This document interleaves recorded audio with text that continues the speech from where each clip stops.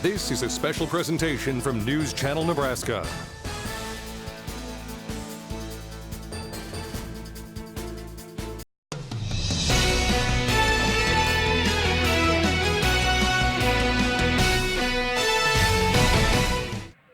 Hello, everyone, and welcome to high school football on News Channel Nebraska, our pregame show presented by Norfolk Auto Center, Northeast Nebraska's volume leader, where you'll find one low price, plain and simple, always.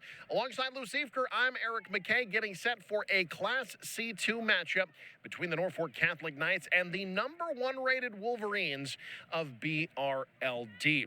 The Norfolk Catholic has played a gauntlet of a schedule to start the year. This is their 4th straight opponent ranked number 4 or better. The second time this year they've played a team that's currently rated #1 in the state. And Lou, to say that they're battle-tested is, well, that's a bit of an understatement. However, the big thing for Norfolk Catholic, as they tell me this week, is they've been getting better each and every week. They're seeing improvement, but at some point they're going to need to start seeing some results as this season gets to the midway point. It's going to be tough tonight with a #1 team in town. Yeah, it'll be difficult. How many times have we said 0-3 Norfolk Catholic? I don't know, maybe never. But you're right. They've played such a tough schedule. They're not going to be intimidated by BRLD tonight, but BRLD is an outstanding football team, so you're going to have to play really well. I think they got a chance tonight to turn some things around if they can knock off BRLD, but it's going to be difficult. BRLD, by comparison, has yet to play a team that has won a game this year. They've been blowing everybody out 3-0. They have one of the most dynamic offenses in the state of Nebraska, and it's only getting better. Lucas Vogt, wide receiver, one of their leading receivers from a year ago, has been out because of injury. He is playing and will be starting for the Wolverines tonight for the first time this season. Our T.O. Haas Coaches Conversations coming up next. You're watching the Norfolk Auto Center pregame show on NCN.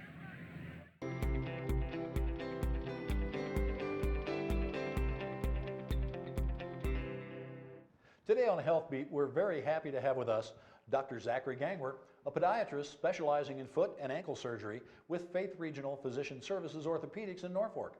And we're talking about trauma to the foot and ankle region. So if you would, guide us through the process of treating a traumatic injury and the technology that's available today. Absolutely. In most cases, we can treat various types of trauma, both in the foot and ankle, with more conservative measures, whether it be boots. You see the big black boots people walk around in, the old traditional casts, crutches. You're probably seeing some of the new technology, the knee scooters, where people are kind of cruising around and driving themselves around town, which are wonderful. And then if these conservative measures aren't appropriate, or if it's just not healing the injury appropriately, then we have more invasive things that we can do if we have to. Here's just a picture of, you may have heard of a Liz Frank injury. It's most thought of as a football-associated injury, but it's a fracture dislocation that happens to the foot, and this is just an example of some plates and screws that can be used to realign the bones of the foot. And whether we're talking surgical treatment or conservative measures, the end goal obviously is to get the person back functioning as quickly as possible and with as little long-term morbidity as we can get. Fantastic, fantastic stuff. Yeah.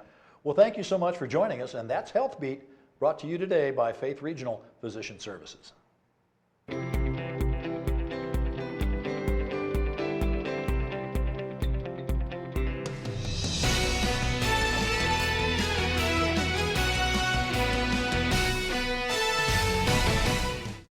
All right, I'm joined now by head coach of BRLD, Dan Marsh. And boy, coach, you really got off to a great start, especially on offense, 49 points a game.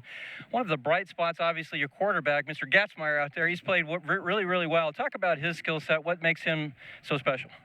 He's a true dual threat quarterback for us. He's been able to throw the ball effectively, especially deep balls. He's had great touch on that. Also, he's been able to be a threat with his legs, which has been a lot of fun because, boy, if you're able to throw a deep and run, that creates a lot of stress on the defense. Well, defensively, you guys have been very good as well. One of the guys that have stood out for you is your end, Jackson. Talk about his play, and boy, he's a big guy. He plays big. Jackson Johnson, I should say. He's big. He plays big. Talk about what you've liked about his performance and the defense in general. Relentless. He never takes a play off. He's chasing things down on the backside. He's physical. He's really understanding leverage this year, and it's fun to see him just get after it every single play. Well, certainly 3-0. You're coming in. You're playing well. your opponents are combined 0-9 coming into this ball game. Do you really feel like you've had an accurate read on your team? Do you know how good you are? It's tough to say that. We can only control what we can control, and that's who we play on our schedule. And, as the season sorts out, we'll know a little bit better if those teams are, better than their 0-3 record or maybe not. I don't know. So that's where we're at right now. Well, speaking of 0-3, Norfolk Catholic tonight, that's one of the brand names in high school football in Nebraska. Is there any issues getting guys up for a team that's 0-3, or is that Norfolk Catholic name enough? That name is enough. Everybody knows that name, and boy, you talk to anybody on the street, oh, Norfolk Catholic, that's a big game for you guys. And the kids feel that way too. You just throw that record out of the book, and especially looking at the teams that they played, a lot of teams would be 0-3. Tough schedule, you're right. What do you guys got to do tonight to beat Norfolk Catholic? Take care of the football. That's going to be priority number one. Do something in special teams because they're known for that. They're gonna make a big play there. So make sure that we can match that, stop them from getting the field position swing, and if we can catch an explosive play or two, that would really help. Well, Coach, we really appreciate your time. Best of luck tonight. Thank you. Thank you for the coverage. That's Coach Dan Marsh of BRLD. Don't go anywhere. More pregame shows coming up next. You're watching high school football on News Channel Nebraska. My children have been involved in the local sports, and I find it's a great value for my advertising dollar. I just think it's an awesome opportunity. I mean, the kids love being on TV. I love when you go to games and there's people there, and I just find that it's a great value that NCN can bring this all home to us, that I can be a part of it as an advertiser, and that it's great that our community bands together for these sports. I love being able to be showcased on TV that I'm supporting the local teams, and it's awesome that NCN can show the whole state what our local teams are doing, and I feel that's just an excellent benefit. I love that my advertising dollars reach even farther than Norfolk Battle Creek, that my advertising can reach almost the whole state. You can't do that with a billboard or the local newspaper. You can't reach that far, so that's really exciting.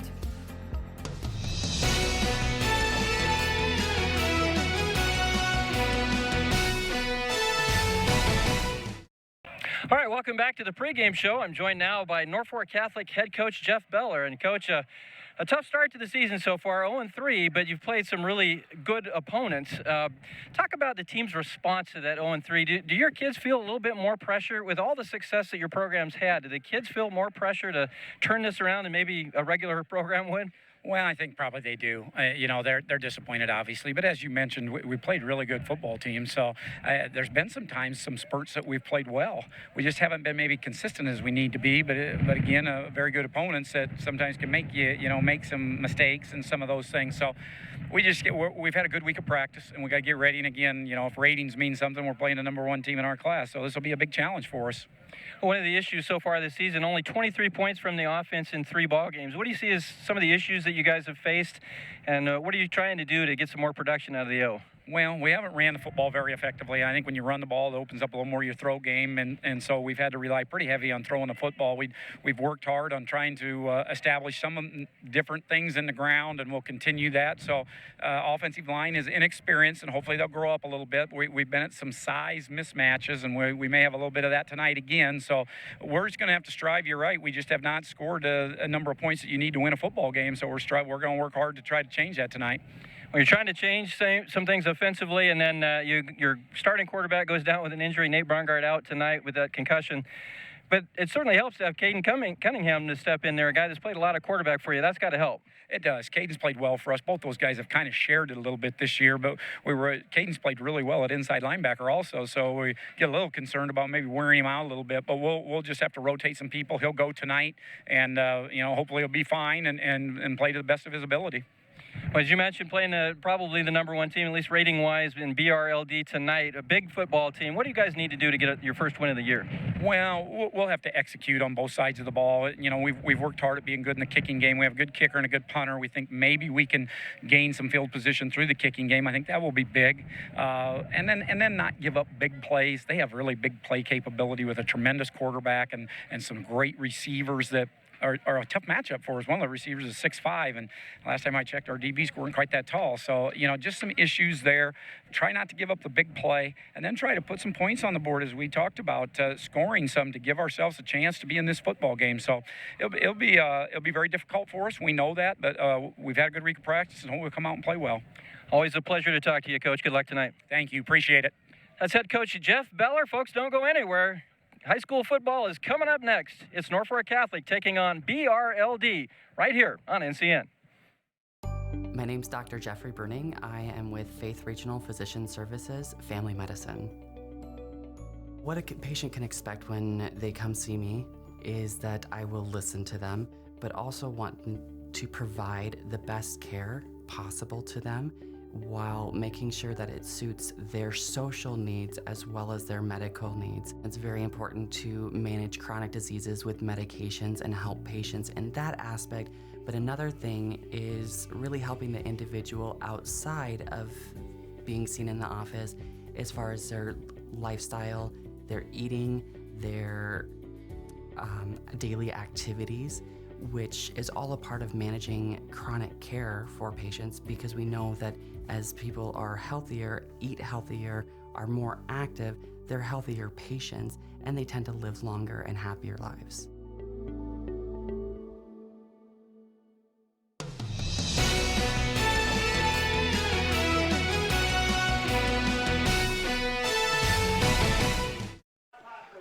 Let's take a look at the starters for tonight. BRLD starting the game on offense. Will Gatzemeyer might be the best player in the state of Nebraska, folks. 585 yards passing, 451 rushing. Keep an eye on Dylan Beitler, Mr. Big Play at wide receiver. 8 receptions. He's averaging 40 yards a reception and has 6 touchdowns. On defense, Wyatt Smydra for defense, the team's leading tackler, along with Caden Cunningham. And that defensive line going to be tested by the giant offensive line of BRLD. Those are your starting lineups, opening kickoff coming up next on NCN. The morning doesn't always start when you want it to. It starts when it has to. And day or night, we're up when you are. Through the good times, through the tough times, for the necessary and the unexpected. Even when you don't need us at all, we're just a light switch away.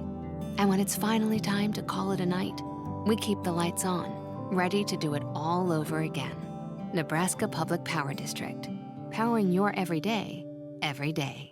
Determination, hard work, patience, and persistence. These are characteristics that make a champion. These same characteristics make a great Nebraskan. Midwest Bank proudly supports and congratulates the athletes that have accomplished the honor to compete in the state track meet. We are also there for the Nebraskans that have fought the flood, cleaned up after the devastation, and answered the call when others were in need. Communities coming together. Athletes giving it all. That is Nebraska strong. You can always bank on Nebraskans.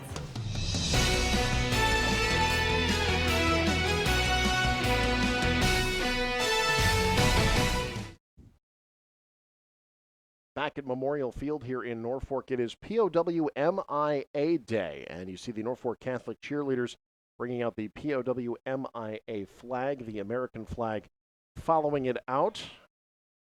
The youngsters carrying the flag out on the field along with Thomas Landkammer, sort of directing traffic there and the third Friday in September, paying special tribute to the POWs and MIAs. Celebrated the third Friday in September every year. And so prior to the national anthem, they're paying tribute to that tonight by unfurling those flags at the center. Certainly an appropriate tribute here at Veterans Memorial Field in Norfolk.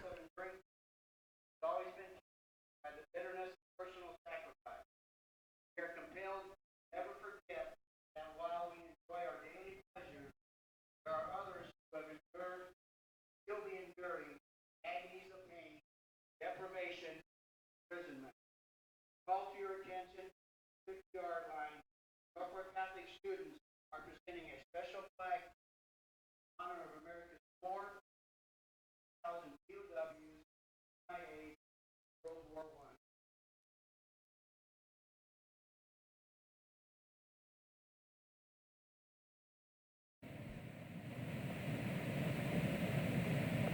Remain standing for the national anthem. Colors presented by VFW, Post 1644, Gene Farr and Roger Castleman.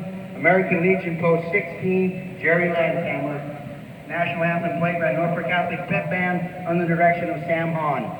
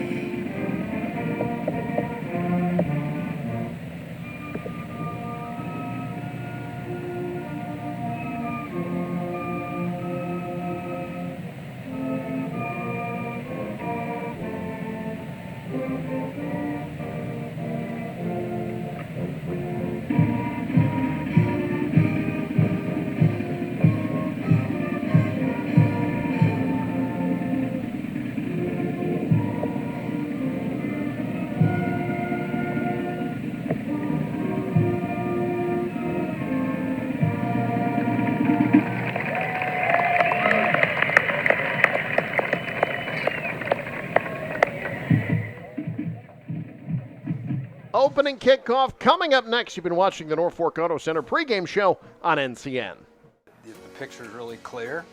You know, it's really close up, and you know, it's kind of professional, like you're watching ESPN. After a big game, lots of kids show up in my office, and they're always talking about, wow, did you see that hit by so-and-so, or did you see that shot? They really appreciate being able to see it. Whether they've got family that's out of town, they're able to watch it from afar, or even if the weather's not great. And they're always so positive about our kids. They're positive about the officials and about the fans.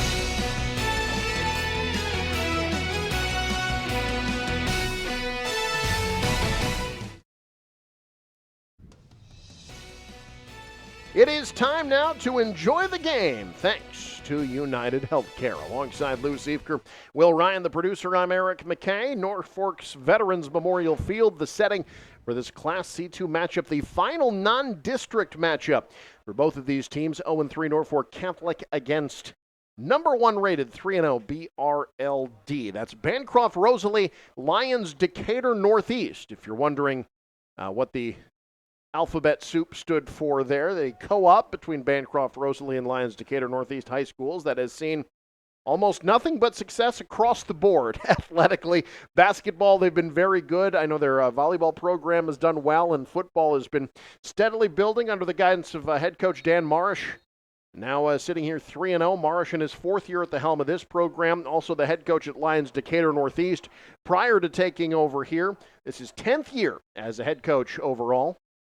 And head coach Jeff Beller for Norfolk Catholic has 1 or 2 more years beyond that. This is 34th year at Norfolk Catholic. 360 wins, 69 losses.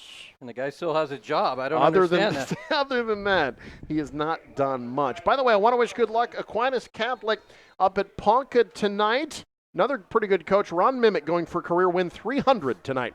Up in Ponca. We are underway here at Veterans Memorial Field. It is BRLD with the ball first. This is Luke Ronfelt finding a little bit of room out to the 24-yard line where we will get our first look at this high-powered offense, 451 yards per game, led by All-State caliber quarterback Will Gatzemeyer, the senior.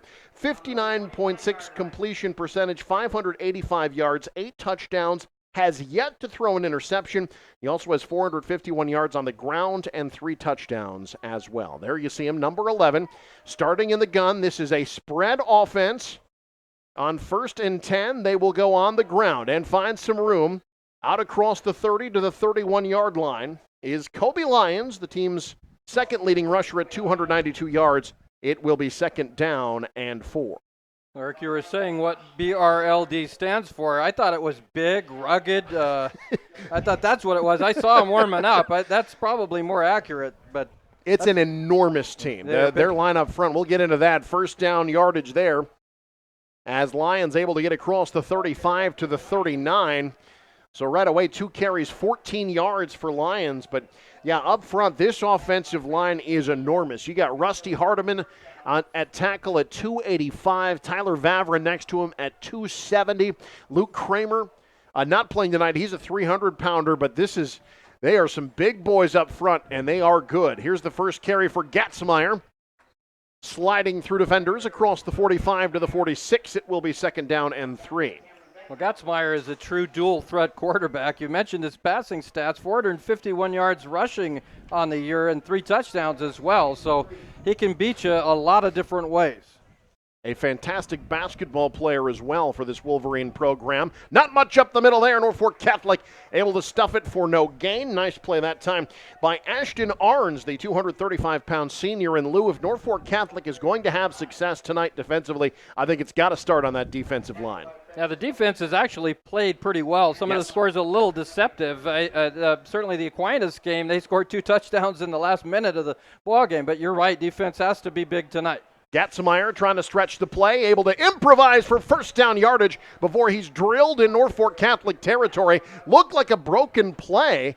Wasn't sure if maybe they were trying to pass it to Vogt on the far side. He's able to scramble for 4 and move the sticks.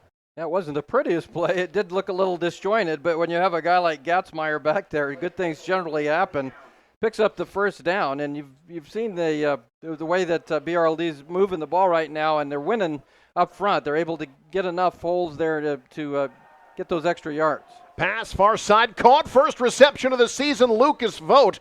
Boy, as if this offense needed any more weapons. The junior back in there after missing the first 3 games. He gets 21 there and a 1st down. Well, Coach Beller talked about the big play capability of this offense, and they're capable of grinding you down. They're capable of beating you over the top. They can throw on the perimeter. You just saw that there. This is a complete offense, averaging 49 points a game coming into this one. Our replays tonight brought to you by Madison County Bank. Gatzmeyer fighting through the oncoming rush. The ball was out momentarily. BRLD able to fall on it. Loss of a yard, but a great push up front by Norfolk Catholic. Saw number 78, Isaac Wilcox, in on the play. It'll be 2nd and 11. Yeah, it's going to be one of those nights. I think the Knights need to get some turnovers, need to try to strip the football. The BRLD is so good offensively, you're going to have to win the turnover margin tonight, I think, if you're Norfolk Catholic. BRLD has not turned the ball over this year. Timing route out to the far side, caught. That's Dylan Beitler. So his 40 yards per reception average dropping a bit after that one. It'll be 3rd down and 8. Yeah. 40 yards of reception. That's obscene. Coming into tonight, 8 receptions, 321 yards. 6 of his 8 receptions have gone for touchdowns coming into this evening. 3rd down and 8. Big 3rd down here. Gatzmeyer going to keep up the middle, breaks, tackles, has the 1st down. Will Gatzmeyer out across the 15 to the 13, gains 13 and moves the sticks. Well, Gatzmeyer, you saw the feed here. He just tiptoes his way through that Knight defense. He's a tough matchup. He's so elusive. I think he could do well on Dancing with the Stars. What do you think? 1st and 10 for BRLD. They'll go read option again, this time straight up the gut for 3, maybe 4 yards. That's Kobe Lyons for 3, 2nd down and about 7 upcoming. Well, like I said earlier, BRLD can beat you in so many different ways. It's tough as a defensive coordinator to try to prepare for this team because they do so many different things well. 2nd and 7, balls at the 10. Good opening drive for BRLD. Gatzmeyer has a hole. Able to fall forward across the 5. He'll be close to 1st down yardage. They mark him at the 2. If he got there, that will be enough for a 1st down. It is. 1st and goal, BRLD on the 8-yard scramble by Gatzmeyer. Oh, another big play there by Gatzmeyer sets BRLD up. This, if they can complete this drive, this is a real statement drive right out of the gate.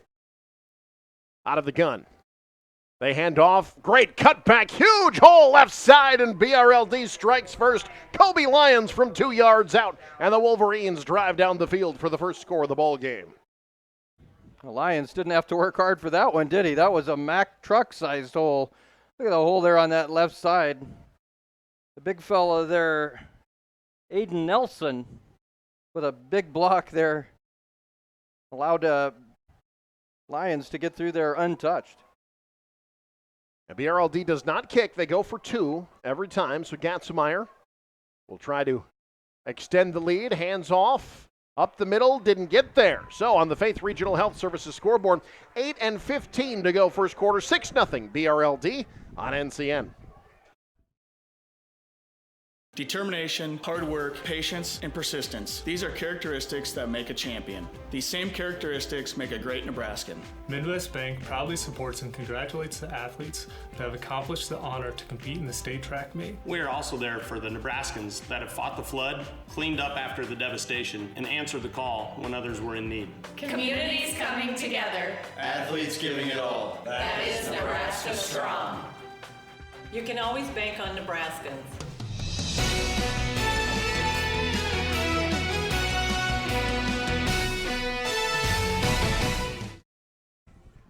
Opening drive for BRLD, a successful one. They go 76 yards in 12 plays, capped off by a 2-yard touchdown run by Kobe Lyons, and it's 6-0. BRLD with the lead. That run by Lyons, his 5th touchdown run this season. That was a real statement drive here for the Wolverines. They took the opening kickoff, went right down the field and scored. And if you're Norfolk Catholic, it's a team 0-3 on the year. That's, if you're the favorite, if you're the number 1 team, and you're playing a team like Norfolk Catholic that is talented but is struggling a little bit, you want to do that. You want to do what BRLD just did and make that statement that that you're the superior team here tonight. Up back fields the kick out across the 40 to the 42-yard line is Jeremy Dreyer, the 140-pound senior. Take a look at the offensive starting lineups for Norfolk Catholic. Again, they normally split time at quarterback. It'll be all Caden Cunningham at quarterback tonight. Wyatt Smider, the fullback, Jackson Clausen, the running back. Neither of them have made it into the end zone. Alex Lambert is the only player who scored offensive touchdowns this year. He has 2 touchdown receptions. He's lined up in the slot on 1st and 10. And they will go to him immediately, a bit bobbled, but handled. Lammers smeared there, maybe a yard. Finished off on the play by Gus Gomez and Jackson Johnson, a young man, senior defensive lineman, 6'4", 230. And he has 6 tackles for loss this year, leads the team in sacks. And I think that defensive line will be a key for the Wolverines this evening. Yeah, Johnson, he's a load out there. Yeah. He's a tough guy. He fits that linebacker mold very well. 2nd and 10 now from the 42. 3 receivers split wide. Motion man for the Knights. Getting it on the end around. This is Jackson Clausen, who is absolutely drilled in the backfield. They ran it toward Johnson. He and Gatzemeyer were there. Big loss on the play. It'll be 3rd down. Well, certainly the down and distance Norfolk Catholic doesn't want. There's a big stick there by Gatzemeyer. Laid the wood there on Clausen and brought him to the ground. Norfolk Catholic can't be in this game at all tonight if they're going to be at 3rd and 14. Just not a good situation for a struggling offense. Gatzemeyer's 3rd tackle for a loss this year. He has 4 interceptions defensively as well. Could be an all-state defensive back. Now they look underneath. Bounced into the arms of Lammers, incomplete. So BRLD's defense, again, I think an underrated aspect of this team's success, forces the 3 and out, and the offense will be getting it right back. Well, I mean, you got an offense that's averaging 49 points a game. Sometimes the defense does get overlooked, but that's what makes this team, I think, a championship contender for sure, is the ability on both sides of the ball and the way they play defense. You saw it there, really holding Norfolk Catholic to -4 yards on that possession. Alex Prim, it's a fake. Looking over the middle, his receiver wasn't looking for it. It's incomplete. And BRLD will take over. He was trying to get it to Jackson Clausen, Lou, but Clausen wasn't looking for it. And the coaching staff even wondering what happened there. Yeah, it certainly appeared that he was throwing to Clausen. There was no one else in the area. Clausen not looking for it. Some miscommunication perhaps, or maybe it was supposed to go somewhere else. But as it is, BRLD with great field position for their second drive. Starting at the 39-yard line of Norfolk Catholic. Not an offense that needs much help. Gatzemeyer goes to his third man in his progression. It's Beitler to the left side who's able to fight his way close to first down yardage. Lou, that was textbook quarterbacking right there. He ran through the progressions in the pocket. Yep. He didn't get happy feet there. He stayed in the pocket, went through the progressions, and then delivers for a strike there. That's a good experienced senior quarterback in Will Gatzemeyer. And I think, that the number that stands out to me is 0 interceptions, not turning the ball over. Here's Vogt's second reception. Boy, this young man can do some things. Lou, we did their game against Oakland Craig last year as a sophomore. He was incredibly impressive as an athlete, a very good basketball player as well. And there you see, just getting him the ball in open space, that's what the Wolverines want to do. Well, just another weapon for this offense. You're right, Vogt is a heck of a player, and he's a big play threat for BRLD, no doubt. So now 1st and 10 at the Norfolk Catholic 18-yard line. Gatzemeyer dancing, cutting. Bowls over a few defenders inside the 15 down to the 13. It'll be second down and about 5. That last pass play went for 13 yards. Gatzemeyer 4 for 4 through the air for 45 yards. Well, and that brings that completion percentage up. He's hovering around 60% right now coming into the ball game, and 4 for 4. That's outstanding, especially at the high school level. Call it 2nd and 4. They'll give this time. Kobe Lyons not much, stood up, driven down. He was able to fall forward. Boy, good effort. Able to get close to first down yardage. In fact, did get it, Lou. Lyons able to bowl ahead. They list him at 190 pounds. He used all of them there. Look at him dragging defenders with him and getting first down yardage. Yeah, from our vantage point, looked like he was stacked up. But that second, third effort, keep those legs churning. That's what good running backs do. And BRLD is threatening to open up a 2-score lead here on Norfolk Catholic early. 1st and goal from the 7. On the read option, Lions trying to stretch it out. Norfolk Catholic ready. Inside the 5, down to about the 3. Nice play to stretch it out that time by Jackson Clausen. It'll be 2nd and goal after the 4-yard gain. Again, I'm just so impressed with the BRLD offense. I think they could beat you just running right at you with that offensive line. They can go sideline to sideline. They've got a quarterback that's a real dual threat guy. There's just so many aspects to the offense that they can hurt you with that it's just such a tough matchup for anybody, I think, to match up against this offense. And they bring that power as they hand off to Lyons up the middle, fighting forward. No signal yet. Got to the goal line. It'll be 3rd and goal. Give him about the 1-inch yard line, and that is it.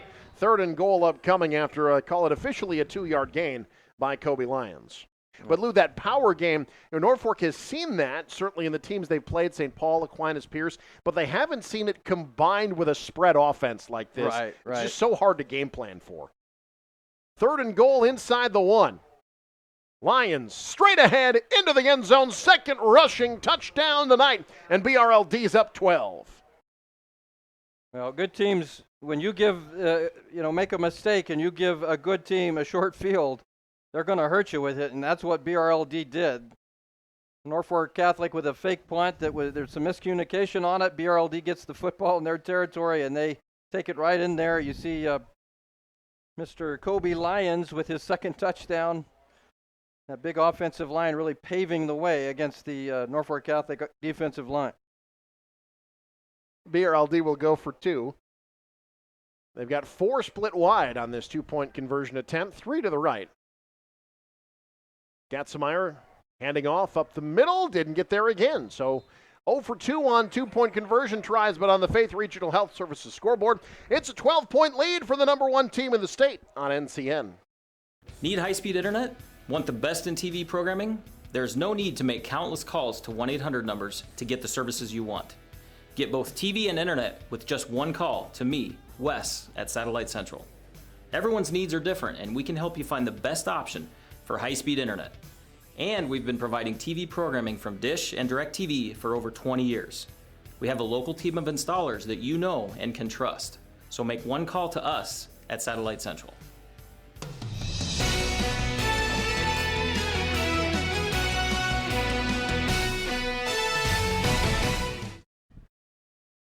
Jackson Clausen getting set to receive for Norfolk Catholic. He was the intended receiver on the fake punt, although I don't know that he knew that.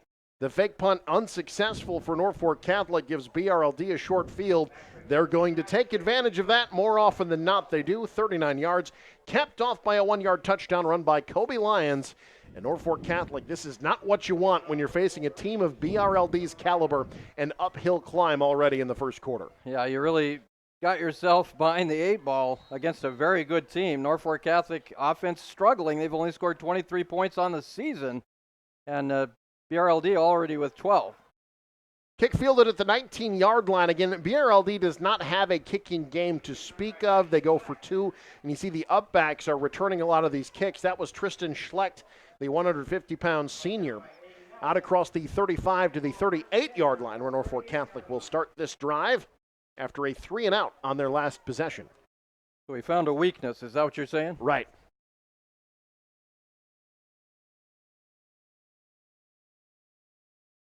First and 10 from the 38-yard line. Receiver split wide, I formation behind Cunningham.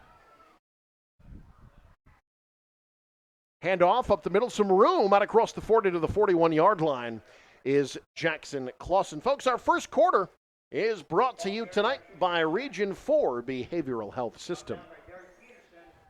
3-yard gain, 2nd and 7 coming up for Norfolk Catholic. You got Jackson Johnson out there playing end, outside linebacker, whatever you want to call him. But I noticed that time Clausen ran away from him. That's kind of like running toward the neighborhood pit bull. You want to run the other direction as fast as you can. And they move what side of the field he's on. Johnson was playing at left end on the last drive. Now he's set up at right end here.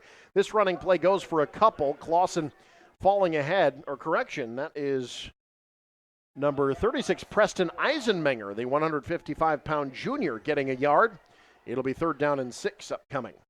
And not all players are comfortable doing that either, moving from side to side. But he's such a weapon, I think you could put him at safety, and he'd probably do pretty well. 3rd down and 7 coming up for Norfolk Catholic. Cunningham has time, has a man, but can't find him. Out to the near side, trying to get it to Brendan Kelly, but another 3-and-out as the passing game a little bit out of sorts right now for the Knights. Well, another 3-and-out for Norfolk Catholic. Not what you wanted if you're a Knight fan. Pass close there, just not able to hook up. You got Caden Cunningham, who, that's got to be a positive for Norfolk Catholic. You lose Brungart, but Cunningham's played a ton of quarterback. Yeah. Where it really hurts Norfolk Catholic a little bit is at linebacker. They have to do some subbing, and Cunningham's played so well at linebacker this season. Their second leading tackler, Gatzemeyer, tried to rope-a-dope, lets it go over his head. Norfolk Catholic able to keep it in play. Great hustle there by number 24. That's Jeremy Dreher getting downfield. Norfolk Catholic downs it at the 1-yard line. 57-yard punt, no return, as Gatzemeyer let it go over his head, thinking it would roll into the end zone. It did not, thanks to the hustle of the 140-pound senior. They'll tell Gatzemeyer next time to catch that one. That was far enough out that you're kind of playing with fire if you don't catch it. And they got burned, starting this possession at their own 1-yard line. Gatzemeyer out of his own end zone. Looking to the air, has Vogt over the top. Almost inches away from a 99-yard touchdown strike. Lou Vogt had a step. If he catches that, he's still running. We talk about big play capability. Boy, that was close. Gatzemeyer threw a pretty good ball. Just a little bit out of the reach there of Mr. Vogt. But that was nearly a 99-yard touchdown. And again, Vogt playing his first game of the season. The timing not quite there between he and Gatzemeyer. Once it gets there, forget about it. That is going to be a dangerous combo. As if they need more. Oh, my, Lions stuck, able to fight ahead. Correction, Luke Ronfelt, the sophomore, fighting through the big stick out to the 3. It'll be 3rd down and about 8 on Ronfelt's first carry. Great hit there by Barnes for Norfolk Catholic. That was a real stick. And this is what Norfolk Catholic needs. You need to get a 3-and-out. You've pinned BRLD as far as you can pin them at their own 1-yard line. That now defense has to play well You can't allow this 3rd and 8 for BRLD to be executed. Gatzmeyer looking over the top, wants Beitler, the big play man, in and out of his hands. It'll be 4th down. He's been the big play man for BRLD this year. That time Tristan Schlecht on the coverage. Incomplete pass, and BRLD will have to punt. Well, 2 chances there on that possession for BRLD. That was close. A couple of them that could have been huge plays. How would that have affected his catch average for Beitler there? What would that have been, 96? That would have been a 97-yarder. They're going to go for it. Nope, they're going to do a little quick kick here. The punt by Gatzmeyer. Takes a BRLD roll across the 40, will be blown dead there. 38-yard punt, no return, but Norfolk Catholic's defense does the job, Lou, and now they've got some pretty good field position. Yeah, now as you've done the job defensively, you've got field position. Norfolk Catholic, we've talked about it ad nauseum already. Norfolk Catholic offense struggling this season. Now you've got to put it together. You've got to have a play. You've got to get some points on the board in this first quarter. 1:34 to go. You've got plenty of time, and the wind howling right now out of the south. Brett O'Brien split to the left, double tight set, I formation behind Cunningham. That's O'Brien in motion. They hand off, Clausen, a little bit of a hole, closed up quickly. Look at that pursuit by Derek Peterson, the team's leading tackler. Closed that hole in a hurry. It'll be 2nd and 9. Yeah, it looked like a big hole there, and Peterson just stepped up and stuffed it. Woo. Talked to him this week at practice. He mentioned last year, BRLD and Norfolk Catholic, I believe it was tied at halftime here or in Bancroft, and then Norfolk Catholic outscored them 35-0 in the second half. Peterson said the theme this week for them has been finish the job. They're off to a pretty good start, but obviously finishing things will be big for them here tonight. 2nd and 9. Out, caught, 1st down, gets behind the defender, inside the 10, dragged down from behind. That's Brennan Kelly. It'll be 1st and goal, Norfolk Catholic on the gain of 30. Well, just what the doctor ordered there. Nice pitch and catch. Kelly with a nice catch about the 30-yard line, shows some speed. Gets down now inside the 10. A real opportunity for the Knights to put some points on the board. Will Gatzmeyer save the touchdown? It'll be 1st and goal. From the 8, a 30-yard pitch and catch from Cunningham to Kelly. Now on 1st and goal. Clausen up the middle, hammered but falls forward to the 5. It'll be 2nd and goal. Tackle applied by Gus Gomez, the junior, team's 2nd leading tackler coming into tonight. It's a hard-hitting crew on defense for BRLD. Yeah, there's no question about that. Coach Beller already showed willingness to take some chances in the ballgame with the fake punt. We'll see if they do anything out of the ordinary here. 5-yard line, you really need points. I'm guessing they're probably going to open the offense as much as possible here. Quick throw to the screen. Lammers fighting, getting into the end zone. Touchdown, Norfolk Catholic. Alex Lammers' 3rd touchdown reception this year, and Norfolk Catholic back within a score. Well, you need a touchdown, Mr. Lammers. Mr. Touchdown. Showed some real strength there. Just broke a couple of tackles there, gets into the end zone. Great job by Norfolk Catholic. Did what they had to do. Had the short field, needed the points. And a struggling offense puts together a very important drive. Alex Lammers remains the only player that has scored an offensive touchdown for Norfolk Catholic this season. Player running on late. They only had 10 out for this extra point try. This is Riley Carlson. Very good kicker for Norfolk Catholic. Drills the extra point. We'll keep it here on the Faith Regional Health Services scoreboard. 11 seconds to go in the quarter. It is 12-7 now. Norfolk Catholic back within 5, and Lou, boy, that is exactly what they needed. The Norfolk Catholic fan base coming alive, taking advantage of the short field. Folks, tonight's game is brought to you in part by Clausen Brothers Construction, proud to have served you for 45 years. When you have a construction job, there's no one better than Clausen Brothers Construction. Lou, Norfolk Catholic constructing a solid offensive drive there and doing it through the air. I think for Caden Cunningham, having the pressure of being the every snap quarterback, I think maybe relaxing a little bit now and finding his rhythm. Well, exactly. You have to have some success. The first 2 drives, there was no success. 2 3-and-outs, but they got the short field. The offense did what they had to do. And yeah, if you can get Cunningham a little bit of time, he's got the experience, get him comfortable, then he can do some things back there. Difficult against a very good BRLD defense, but Norfolk Catholic did what they had to do to stay in the ball game, gets that touchdown here right before the end of the first quarter. Norfolk Catholic's Caden Cunningham got a lot of experience at quarterback last year, starting when Clausen was out with an injury last year as well, and played well as a sophomore.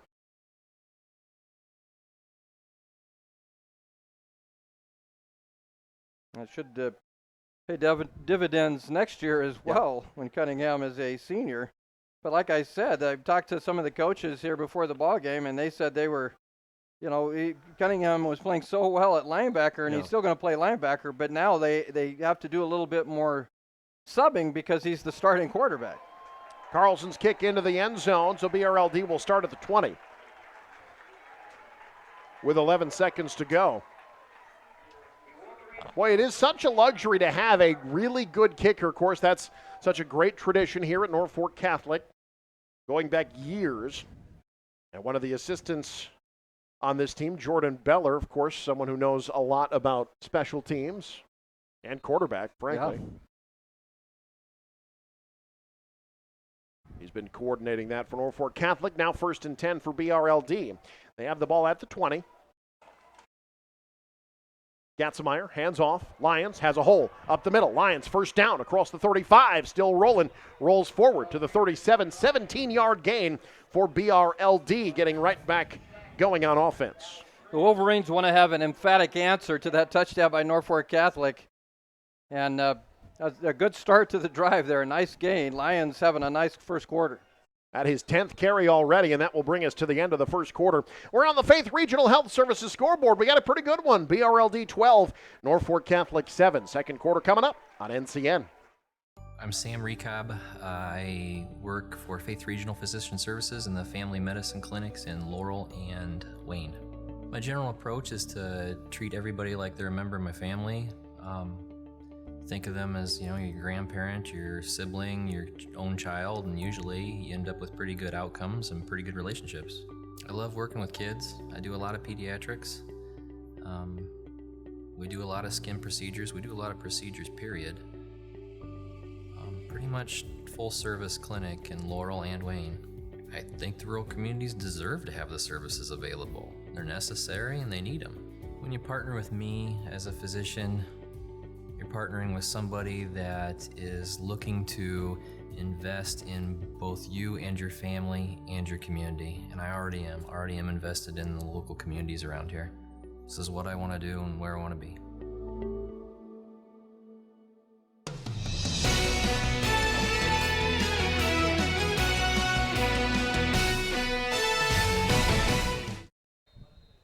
Time for the second quarter here at Veterans Memorial Field as we take a look at our Smile Cam, brought to you by Family First Dental, where your family comes first, and it shows in everything they do. Check them out at familyfirstdental.com. Our second quarter underway. There's the Smile Cam. It's homecoming night here for Norfolk Catholic. Students thinking warm thoughts.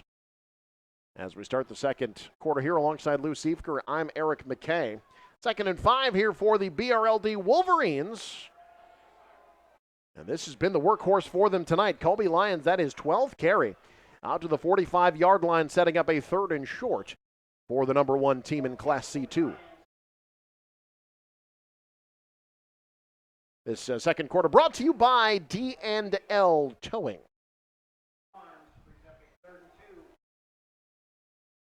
So 3rd down, 2 yards. As BRLD tries to answer the Norfolk Catholic touchdown. They'll go read option. Gatzemeyer keeps. Tries to spin away from the defender. Nice job holding on by the defensive lineman for Norfolk Catholic. It depends on the spot. Good play there. Francisco Mendez in on the stop, but they do say that Gatzemeyer effort enough for the first down. That's another one that looked like he was going to be short. Somehow, just with this BRLD team is so strong. Gatzemeyer somehow just able to pull forward, get that first down. 1st and 10 now from the 48. Gatzemeyer to the air. Over the top, has a man, wants Johnson, incomplete. Good coverage. One-on-one coverage by Alex Lammers. Didn't let Johnson break free. It'll be 2nd and 10. Well, the Wolverines are not afraid to go over the top. We've seen that a few times already here in the first half. This one not as close as the other two.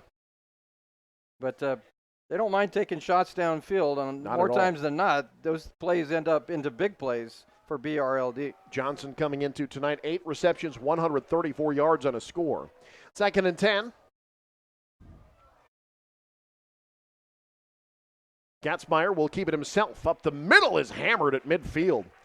On the play, finished off by Isaac Wilcox, the 240-pound sophomore. Gatzmeyer gets a couple. It'll be 3rd down and 8.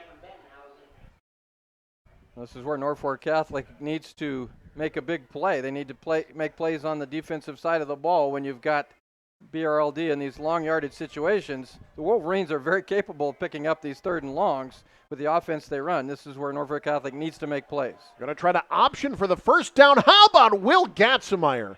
How on earth did he do that? Just finds his way through traffic, gets 8 yards, and moves the sticks. Well, you know, when there's a will, there's a way. Okay, there it is. This pun-filled analysis brought to you by Lou Siefker. 1st and 10 in Norfolk Catholic territory. From the 41, now Gatzmeyer to the air. The slant, Vogt makes a man miss. Inside the 30, Vogt in the open field. Down the sideline, he's gone. Touchdown, Lucas Vogt, the junior. His first of the year, 41 yards to pay dirt, and BRLD answers. We saw that one right in front of us, Eric. That one, you saw the slant. Vogt had a step on his defender, and you could just see that was going to be a big play. You saw his, ability in that open field, his speed. Just ran away from those Norfolk Catholic defenders, but that had big plays written all over it from the beginning. So BRLD, you talk about an emphatic drive to answer Norfolk Catholic. That was it. And now BRLD going for 2. Gatzmeyer back to the air, tries the corner, too tall. Well, did he haul that in? No, he was out of bounds. Johnson caught it, but could not keep it in play. So on the Faith Regional Health Services scoreboard, 9:49 to go in the half. It is 18-7. BRLD, you're watching high school sports on NCN. The morning doesn't always start when you want it to. It starts when it has to. And day or night, we're up when you are.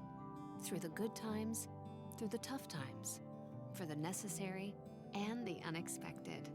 Even when you don't need us at all, we're just a light switch away.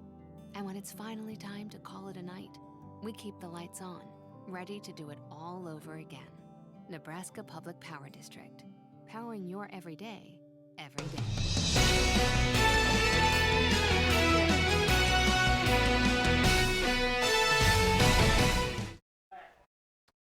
Well, we had 2 running touchdowns by BRLD. Now they find one through the air. Will Gatzmeyer, 41 yards. First touchdown reception of the year for Lucas Vogt. His first game of the year going pretty well for Vogt. 3 receptions. Now 75 yards and that 41-yard touchdown that gives BRLD an 18-7 lead. None of their 2-point conversions have been successful, though, Lou. That's kept the game close. Yeah. You're not getting those conversions. Norfolk Cat, maybe just Coach Beller says, hey, 2-point conversion defense. Yeah. The rest of the way. But, boy, is BRLD explosive. My goodness. Yeah, already so many weapons, and now getting Lucas Vogt back. Perhaps the most experienced of the receiving crew back from last year. And, boy, showing you what he can do on that perfectly run slant route and then the great moves after the catch. Fielded on a hop at the 10. This is Schlecht. Finds a little seam out across the 25, backs his way to the 38, and once again, boy, Norfolk Catholic, it has not been for lack of good field position. They have a nice start to the drive again. This time from their own 39-yard line. And special teams has been pretty good here outside of the miscommunication on the fake punt. Folks, our game is brought to you in part by Nebraska Loves Public Schools. To see what happens every day in our public schools, watch their films at ilovesps.org. 1st and 10 for Norfolk Catholic from the 39. Handoff, some room up the middle. To the right side goes Cameron Bettenhausen, his first carry of the game. Goes for about 6. It'll be 2nd and 4. Well, Bettenhausen usually playing tight end there. Yep. So getting a tight end carry out of that one for Norfolk Catholic. Good gain on first down. Norfolk Catholic showed they were able to take the mistake, well, not really the mistake, but the short field that they had and score. Can they drive the long field? That's kind of the question at this point. Clausen trying to get the field a little shorter. Dives into the pile across the 45 to the 46. It'll be 3rd and short coming up for the Knights. Well, again, Norfolk Catholic, this is what they want to be offensively. A struggling offense, you certainly don't want to be in long yardage situations. If you're Coach Beller, 3rd and 3, 3rd and 2, 3rd and 1. I think that's obviously much more the prescription for Norfolk Catholic to get well tonight. High formation behind Cunningham. Will try to get it on the ground. Clausen does so, still on his feet. Into BRLD territory, breaking tackles inside the 40, down to the 39-yard line. A 15-yard gain for Jackson Clausen. Good hole on that right side there. Clausen showed some power. Nice gain there and a big first down for Norfolk Catholic. Longest running play tonight for Norfolk Catholic goes for 16 yards. Sets them up 1st and 10 at the BRLD 38. Cunningham to the fullback. Lost the ball, able to get it behind him. How about that? Not what they were planning to do, but Smydra able to get it to Clausen. And they get 5 yards out of it somehow. Don't think that was a trick play. That wasn't the Belaruski, I don't believe. No. That was a fortunate bounce. You know, Norfolk Catholic, one of the real problems offensively, just not able to run the ball very well this year. Not doing too bad here right now, and it's certainly a lucky break here or there helps. So 2nd down and 5 after the fumble recovery, and now we've got a procedure penalty against Norfolk Catholic, our first penalty of the night, coming with 8:14 to go in the first half. Yeah, it's been a clean first half. Both coaches appreciate the lack of penalties. It's football karma, right? You fumble the ball, have kind of a weird play that gets you 5 yards, and then immediately those 5 yards are given back. Yeah. The 2nd and 5 becomes 2nd and 10 back at the 38.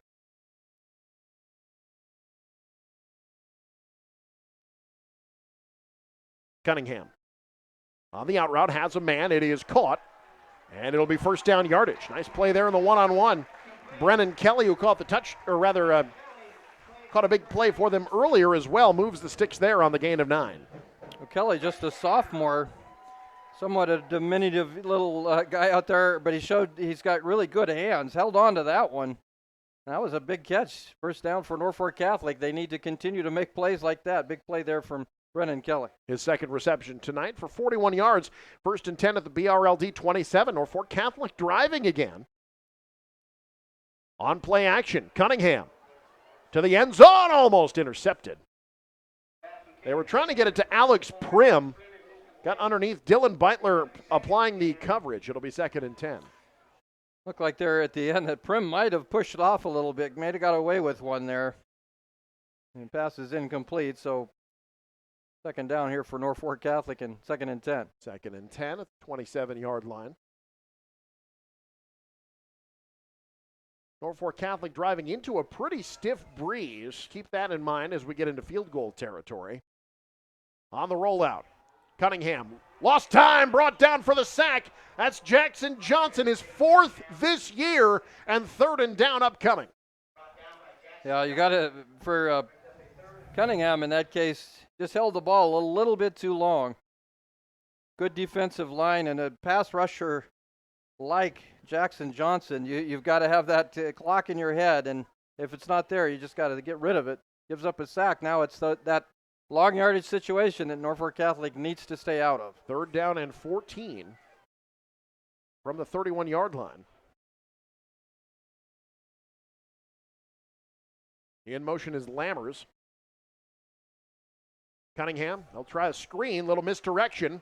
Able to make a man miss. This will be a 1st down for Schlecht. Makes another man miss, and he's into the end zone. Touchdown, Norfolk Catholic. A brilliant play call, executed to perfection. 31 yards, and the Knights are back within a score. Yeah, you're right, Eric. A great call. That's one-on-one situation out there. Schleck made the most of it. You talk about, we talked about the big play capability for BRLD. Norfolk Catholic showing some of it. What a play by Schleck. And Norfolk Catholic, good blocking on that play as well. Carlson's kick is up, and it is right down First Street on the Faith Regional Health Services scoreboard. 6:55 to go in the half. We got a ball game, 18-14 on NCN. At Norfolk Auto Center, they work hard to give their customers the best value around. Plus, they offer a 5-day money-back on any vehicle priced over $5,000 and a 30-day exchange period on any pre-owned vehicle over $5,000, so you can buy with confidence. Call or stop in today. They are conveniently located at 1123 South 20th Street in Norfolk, or shop them online at norfolkchevy.com.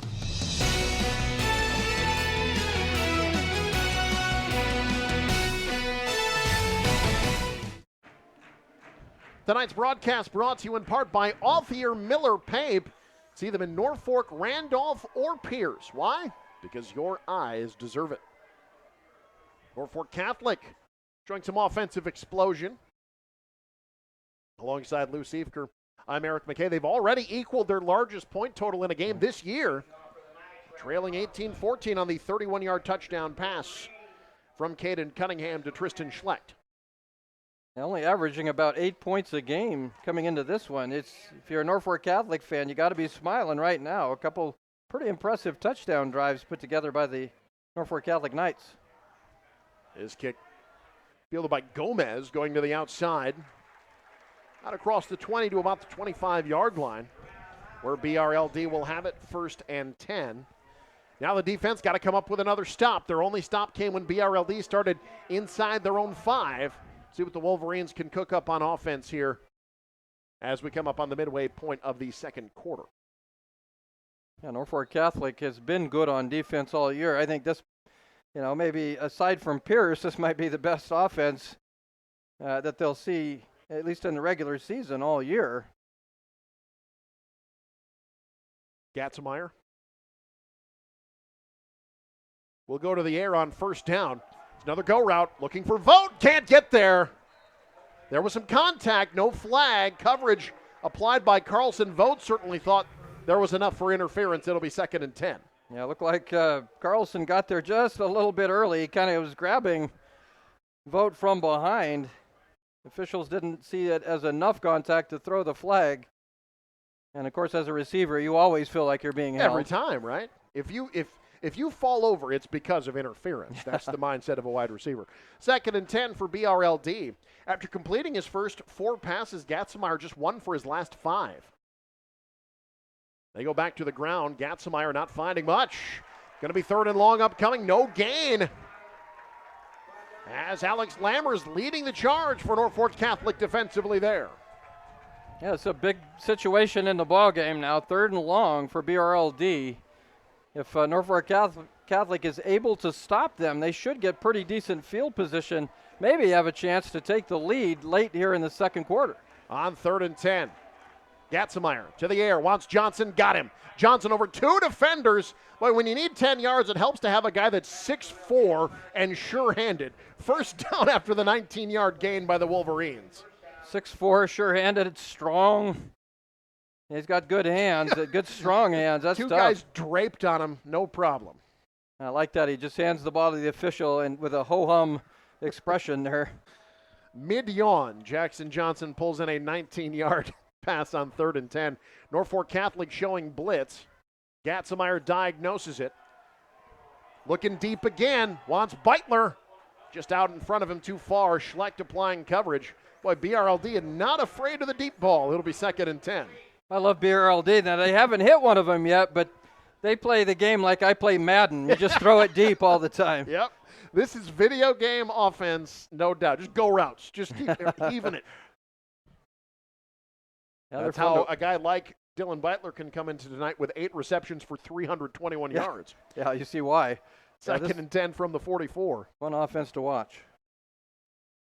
Flags at the snap. BRLD jumped, so it'll be 2nd and 15, their first penalty tonight.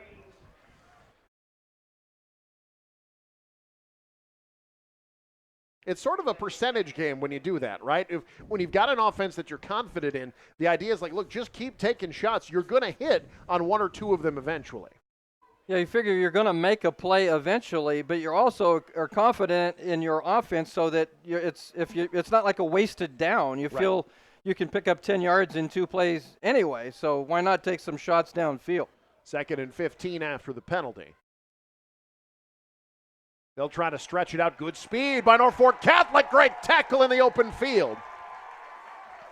Number 17, Dylan Barnes, the 185-pound sophomore, making the stop for a loss of 1. It'll be 3rd and 16. Great speed there by Barnes. Took a great angle there to get Lions. Great tackle. Norfolk Catholic needs plays like that. This is an offense that does so well in space. Got guys like Barnes making plays in space. That's going to be crucial tonight, the rest of the night for Norfolk Catholic. 3rd and 16. They go with a quick hitter to Vogt. Oh, what a move. But the cavalry comes. BRLD not going to get the first down, but Riley Carlson is wondering which way Dylan Vogt went. It's all for naught. They only get about 2 or 3, but watch this juke. Yeah, watch this move. He fakes one way, goes the other. That's tough. Remember that come basketball season. But BRLD only got a couple yards out of it, though, and they'll have to punt. So Norfolk's defense does the job again. I assume Vogt has a heck of a crossover, huh? Not a great punt by Gatzemeyer. This one angles out to the sideline. Norfolk Catholic coaching staff helpfully pointing where they think the ball should be spotted. This will be good field position for Norfolk Catholic again at the 35. So they call it a 26-yard punt, no return, 1st and 10. Norfolk Catholic with an opportunity, 5:17 to go in the half, to take the lead here on the number 1 team in the state. Yeah, plenty of time to put together a drive. Norfolk Catholic, what a boost that would be to put together a drive, maybe take a lead into that locker room. You went from, there were a few points in the ballgame, you worried that this might be a blowout. Norfolk Catholic had other ideas, and as we just mentioned, at 5:17, plenty of time, 3 timeouts left. And the handoff, here's Tristan Schlecht on the ground. Gets a couple to the 37-yard line. How about 150-pound 5'9" senior in at running back, like a little Darren Sproles out there. It'll be 2nd and 8.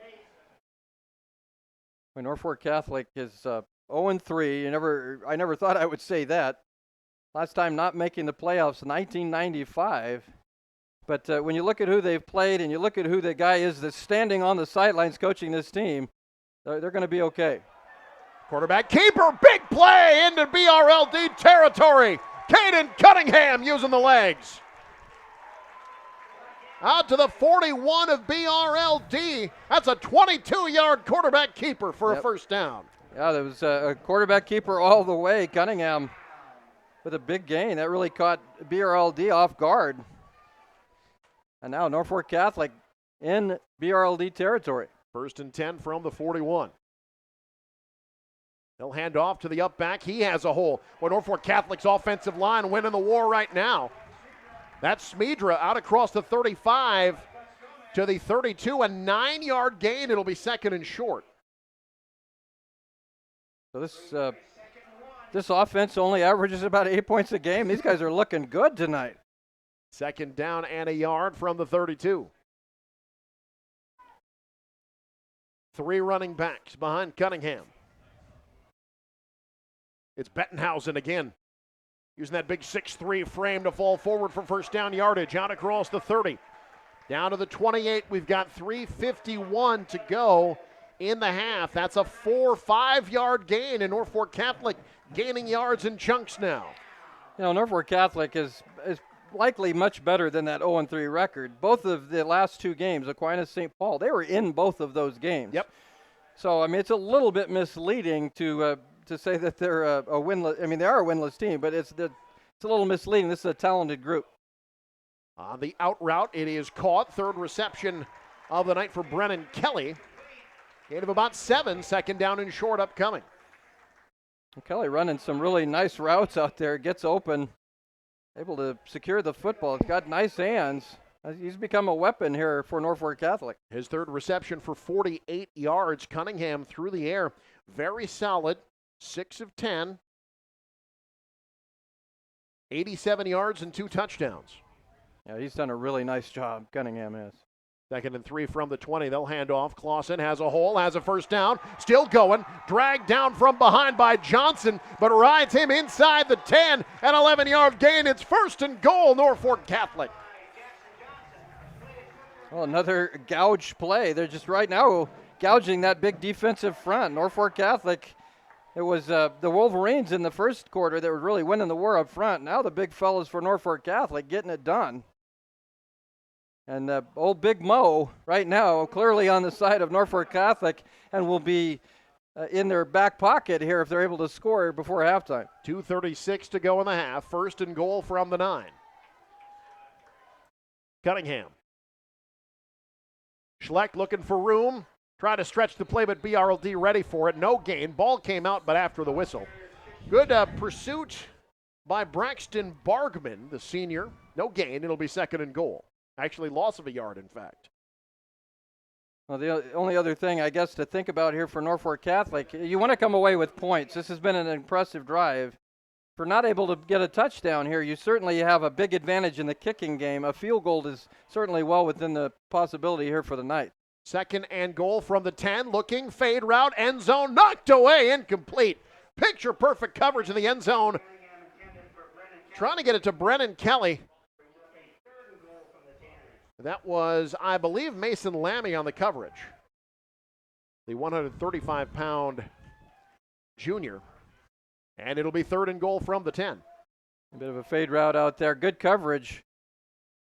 Kelly's been kind of the go-to guy here in this first half for Norfolk Catholic, but BRLD had that one well defensed. And now a timeout called.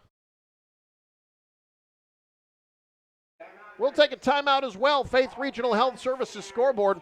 Minute 42 to go in the half. 18-14 Norfolk Catholic trying to take the lead before the half on NCN.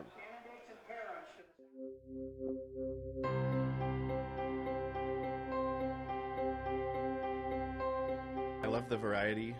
Any given day I could be bolting on a bracket, or I could be making an electrical harness. I could be bending steel. I could be I could be troubleshooting a hydraulic system. It could be any number of things, and I love that I'm rarely doing the same thing 2 days in a row.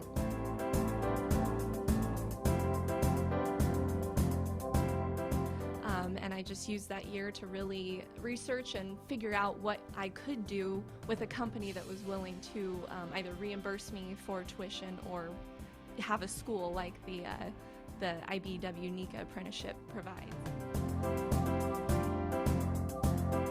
Skills pay the bills, and students can get that career going debt-free. 3rd down and goal, Norfolk Catholic from the 10. In trouble, brought down for the sack. All the way back to the 17-yard line. Caden Cunningham had no time. Jackson Johnson was in there. A host of BRLD Wolverines make Norfolk Catholic have to kick a field goal. Yeah, Wolverines bringing the heat on that one. That was a well-timed blitz there by BRLD. But as we mentioned, this is certainly a possibility here for a field goal. Carlson is a good kicker. That was Johnson again, his 2nd sack tonight. And now a timeout called. We'll keep it here. BRLD calls the timeout. This kick will be into the wind and about 35 yards. But again, Carlson, a good kicker, 3 of 4 on field goal attempts this year. It's a great luxury to have. Yeah. It's a luxury that Norfolk Catholic has had year in and year out. Riley Carlson, the latest in a long line of very good kickers at this school. We get into close ball games, you like to have that option to get points, and this is a close ball game. Now, it doesn't give Norfolk Catholic the lead, but if they were able to get points here right before halftime, I think that you still have momentum on your side. You really outplayed BRLD here in the second quarter. So you really you drove the ball down the field. You'd really like to come away with points. For BRLD, as good as they are, their kicking game is quite frankly woeful at times. Right. They're so good in offense and defense. Special teams, not so much, and that certainly in a close game could hurt them. All right, minute 4 to go. Carlson looking for the 35-yarder. Brennan Kelly will hold.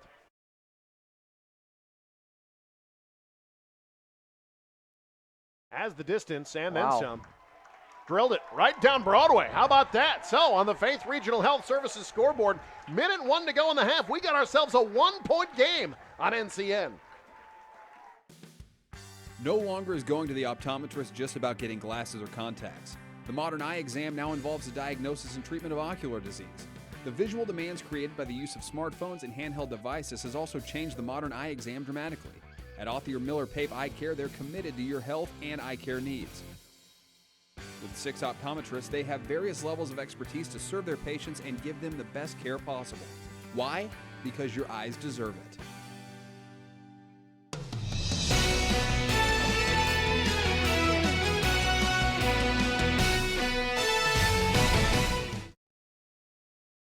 Hey, folks, have you seen our website? It is new and improved, newschannelnebraska.com. You can find breaking, statewide, local news, weather forecasts. Our special feature separates everything by the region of the state you live in, so you make sure you get the news that matters most to you. That's newschannelnebraska.com. Also, don't forget to download our new mobile app and a little scavenger hunt for you.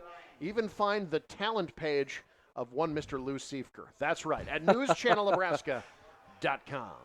I don't tell everybody that. They'll just be locking it up with all the. They're ready. Yeah, the servers are about to get blown right now. Folks looking for that Lou Siefker glamour shot. You can find it at newschannelnebraska.com. I've heard it's very good at keeping roaches away. I just say. Well, BRLD, who has lost the field position battle tonight, no question. They're starting again at their own 22-yard line. Less than a minute to go and 2 timeouts, up 1. I do have a question though. Eric, does Scott Frost know about Riley Carlson? That was, I mean, Norfolk kickers apparently are pretty good down in Lincoln. Yeah, it turns out. Over the middle, Vogt has a step, has to come back, can't haul it in, but a flag's going to come in. This will be on Norfolk Catholic as Vogt had to stop, come back. That's where the underthrown ball works in the offense's favor as they're going to get the pass interference. Yeah, and let's see who the defensive back was there. Carlson. Yeah, that was Carlson. He was face guarding and not looking back for the ball and made some contact there early. So Vogt almost caught that. He had both hands on I know. it too. Now, BRLD, there's 49 seconds to go. They're not going to go to halftime. They're going to try to score. They're not going to slow it down. This is such a big play offense. They feel like they can score from anywhere, and they're going to be very aggressive. 2 timeouts here left before halftime, so they've got some time to get into scoring range. Going to hand off up the middle. Lions gets very little, maybe about 3 yards, and that's it. Maybe BRLD is okay with it. They're letting the clock run, no timeout, and it's 2nd and 7.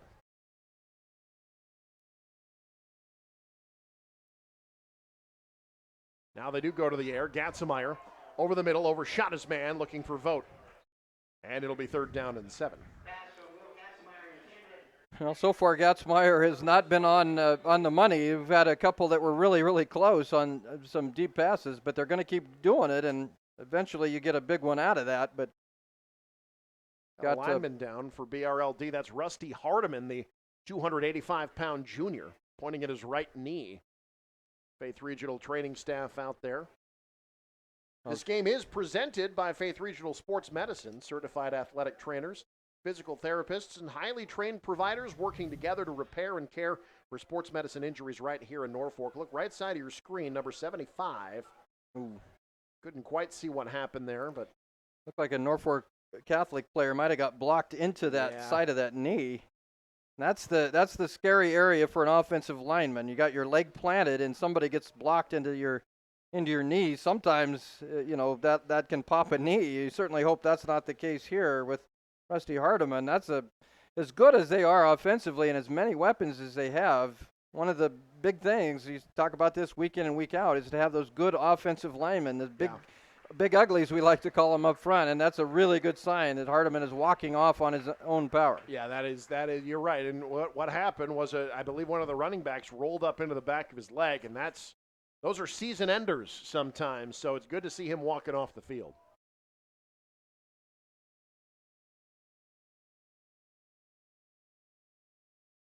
So it'll be 3rd down and 7. Ball at the 41-yard line. Gatzemeyer looking to the air over the middle. Trying to get Vogt again, but again, The timing between those two just not there. That one off the mark, it'll be 4th down. 19 seconds to go in the half, and BRLD punting again. Coach Marish might want to go back to those short passes to Vogt, the slants, the screen passes, just get him the ball in space. So they're going to go for it on 4th down with 19 seconds to go. Nope, they will punt it away. They fool me every time. No one back deep for Norfolk Catholic. Gatzenmeyer's punt actually takes a BRLD roll down to the 21-yard line. So a 38-yard punt, no return, just 9 seconds for Norfolk Catholic before the end of the first half. Yeah, and I think you see Norfolk Catholic come out and down it. They've played a really good first half. They showed BRLD they are in for a 4-quarter game.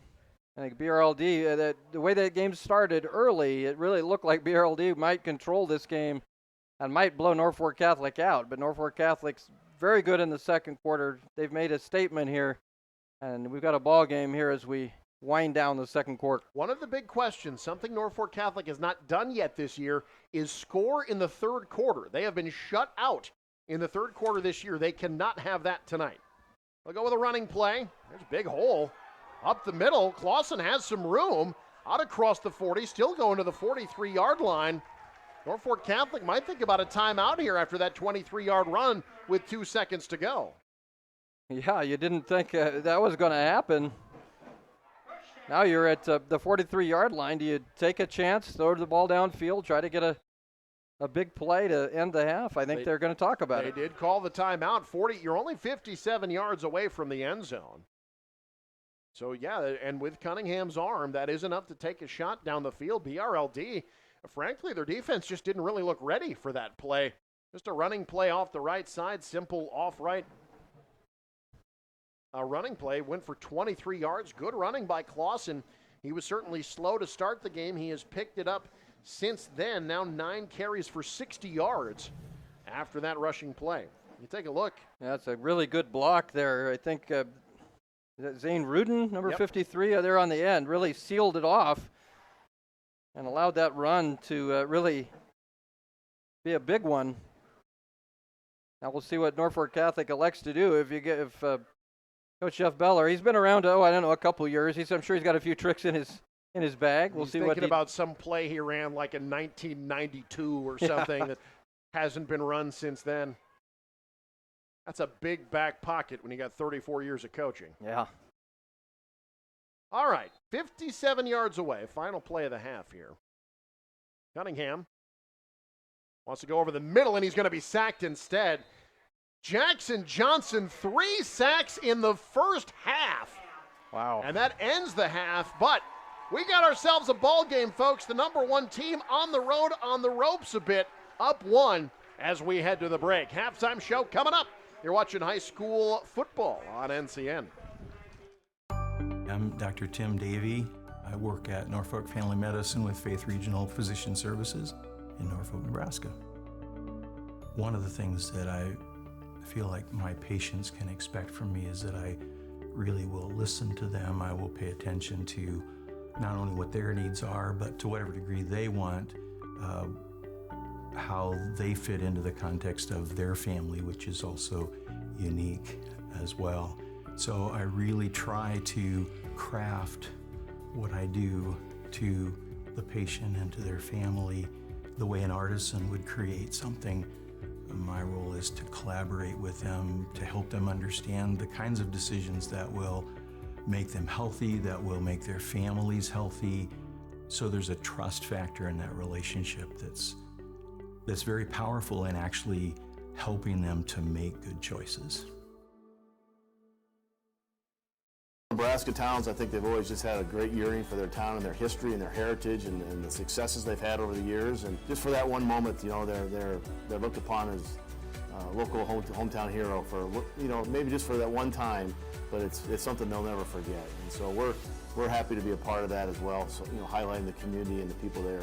We get feedback from people who watch the games and see our name out there, and I know they appreciate it because they'll go back and watch games, or their relatives back home will be able to watch the game, and that's a great reason for us to be tied together with News Channel Nebraska. News Channel Nebraska covers the same area we do for a very good value to help promote our products, and again in a way that's reasonable for our budget. and it's been a cost-effective way for us to reach more than just one single community, Norfolk all the way down to the smallest town in our area. It's been a perfect fit for us as far as commitments to those communities and being a part of their everyday life with their schools. The morning doesn't always start when you want it to. It starts when it has to. And day or night, we're up when you are. Through the good times, through the tough times, for the necessary and the unexpected. Even when you don't need us at all, we're just a light switch away. And when it's finally time to call it a night, we keep the lights on, ready to do it all over again. Nebraska Public Power District, powering your everyday, every day. We've been with NCN for many years. We've very much appreciated the ability to get our content out visually to the community and surrounding communities. I think that there are people across the state that are really excited to see their children or their grandchildren on television. And it does position NCN in a way that allows the community to understand you really do care about the community. When we put it on television and you can see it with your eyeballs and see how cool it is, it's really made a difference to have the imagery being able to be broadcast across the state, because people will travel for something unique and different. You build a business on relationships. And NCN has been able to build relationships with people in other communities across the state, and we strive to build relationships with our customers and tell them we do care and show them we do care. And by providing that information on NCN and putting it out there, the way our store looks, the way I communicate with people, I think it personalizes us, it makes it real, and NCN is real. I'm Ross Hansen, Physician Assistant. I work for the Faith Regional Physician Services Family Medicine Clinics in Wakefield and Wayne. What probably makes me unique is I'm from the area. I'm practicing in the town that I grew up in, so I try to completely immerse myself in the community. You know, when you talk about primary care, especially when you're living in a small town, you sort of have to be a jack of all trades. So I really enjoy, I talked about the immersion before, just immersing myself in the community, whether it's being on the sideline at football games or going into the school and seeing the injured athletes. You get those calls at night where, hey, my kid bumped his forehead and he needs a couple stitches, and I don't mind going down to the clinic and doing that for people. That's part of practicing medicine in a small town. I think that's the thing that I enjoy the most, knowing that you're there for people, they trust you, and they're not afraid to call, because I want my patients to feel that they can turn to me in those types of situations.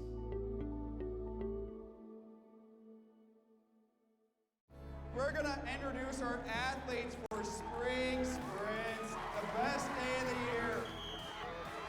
This is what they strive for every single year.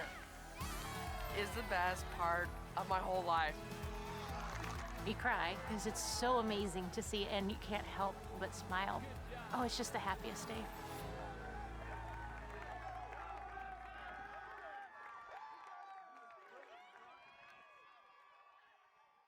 Wacker Home Improvement has been serving Northeast Nebraska for over 40 years with some of the best home improvement products on the market. We can custom fit a full line of new or replacement windows and doors for your home, or enhance the beauty and efficiency with numerous types of siding and stone accents. We also offer residential roofing, gutters, insulation, decks, and fencing options to give you the home you deserve. Call us today at Wacker Home Improvement, and remember, we're here to do business with you.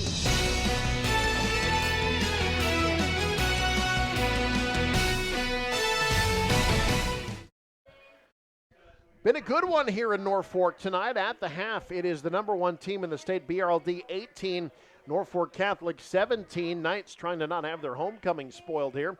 Alongside Lou Siefker, I'm Eric McKay. This halftime show is brought to you by Midwest Bank.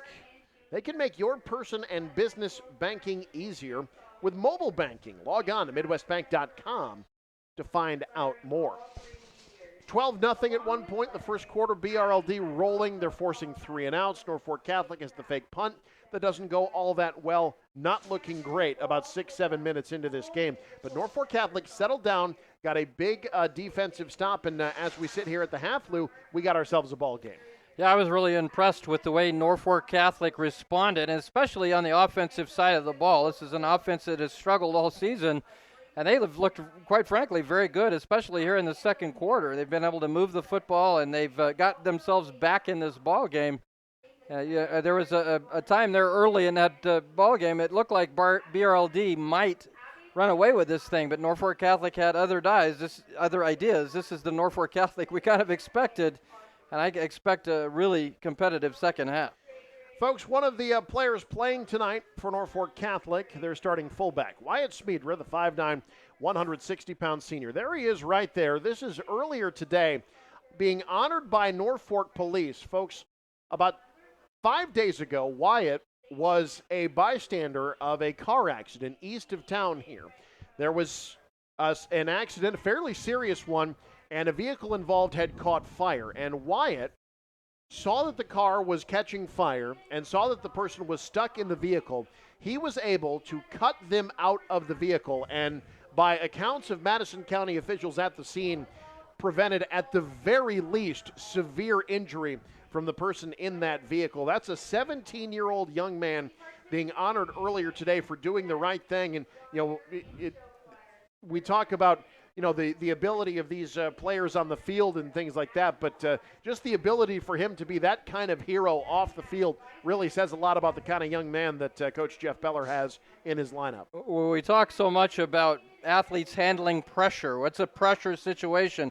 A late free throw, maybe a catch late in the game, or a big hit, whatever the situation is, there's pressure in sports. I tell you what, Wyatt faced pressure that blows that all away.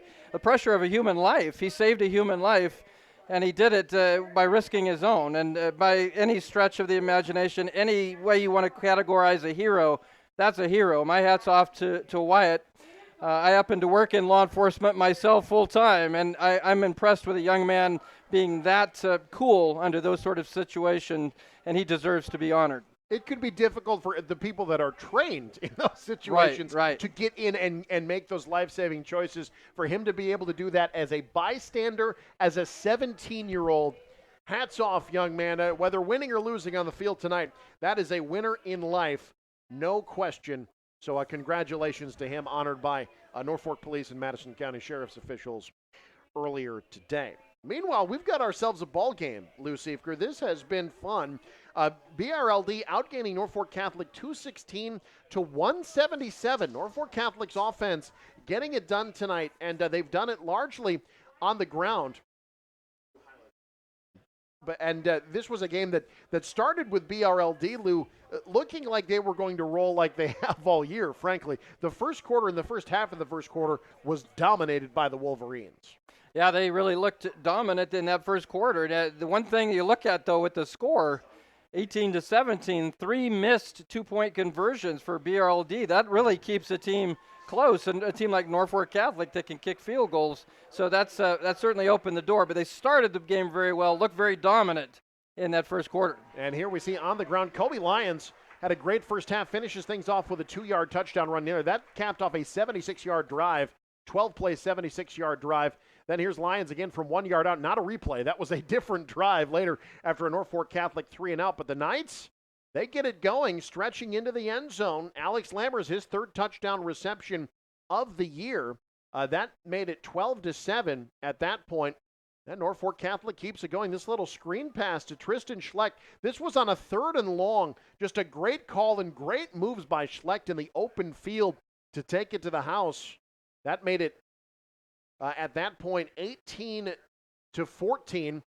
BRLD trying to answer, looking for the deep ball. Not able to connect. That one was close as they try to get it to Dylan Vogt.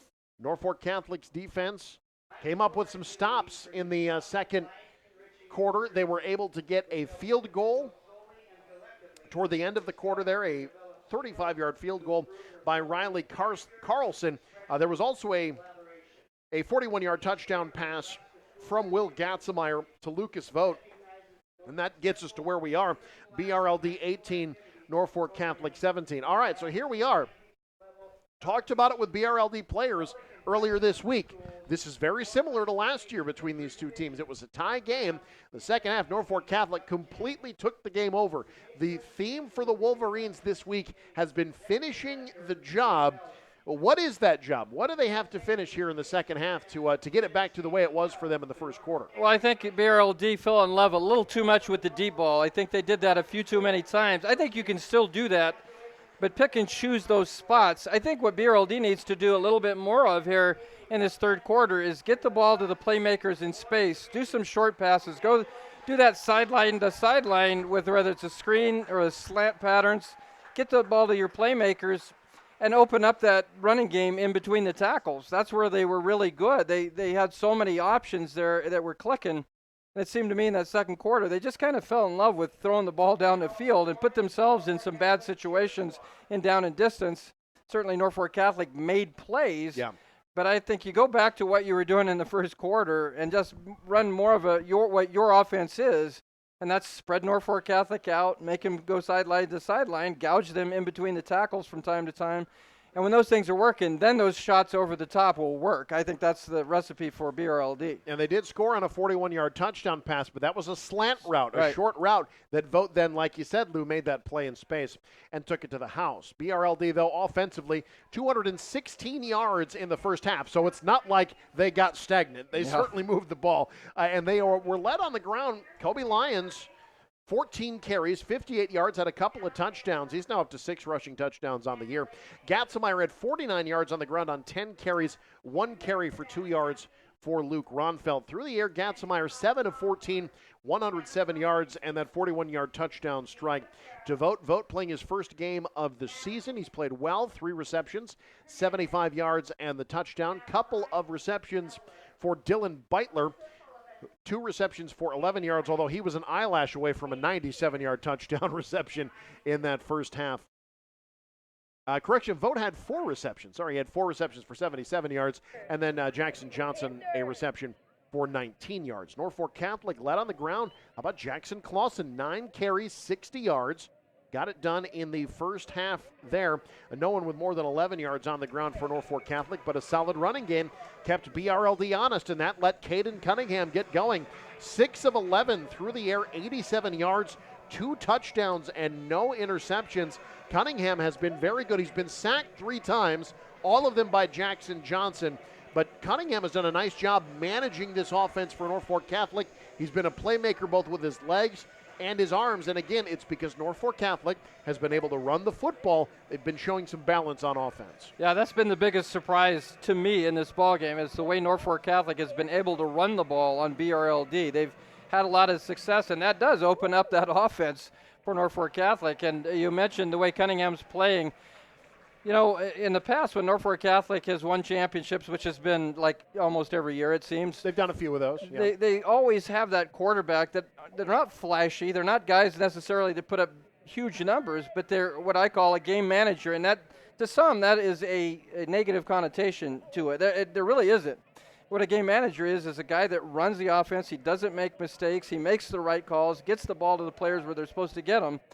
And I think that's what Cunningham did largely there in that, especially in that second quarter. He played very well. And certainly Norfolk Catholic does not have Nate Brungart tonight. And so it's Cunningham's show to run. And he's done a nice job of it. I think this whole team really picked it up. Once they started running the football, good things started happening. And they really found themselves getting the momentum there late.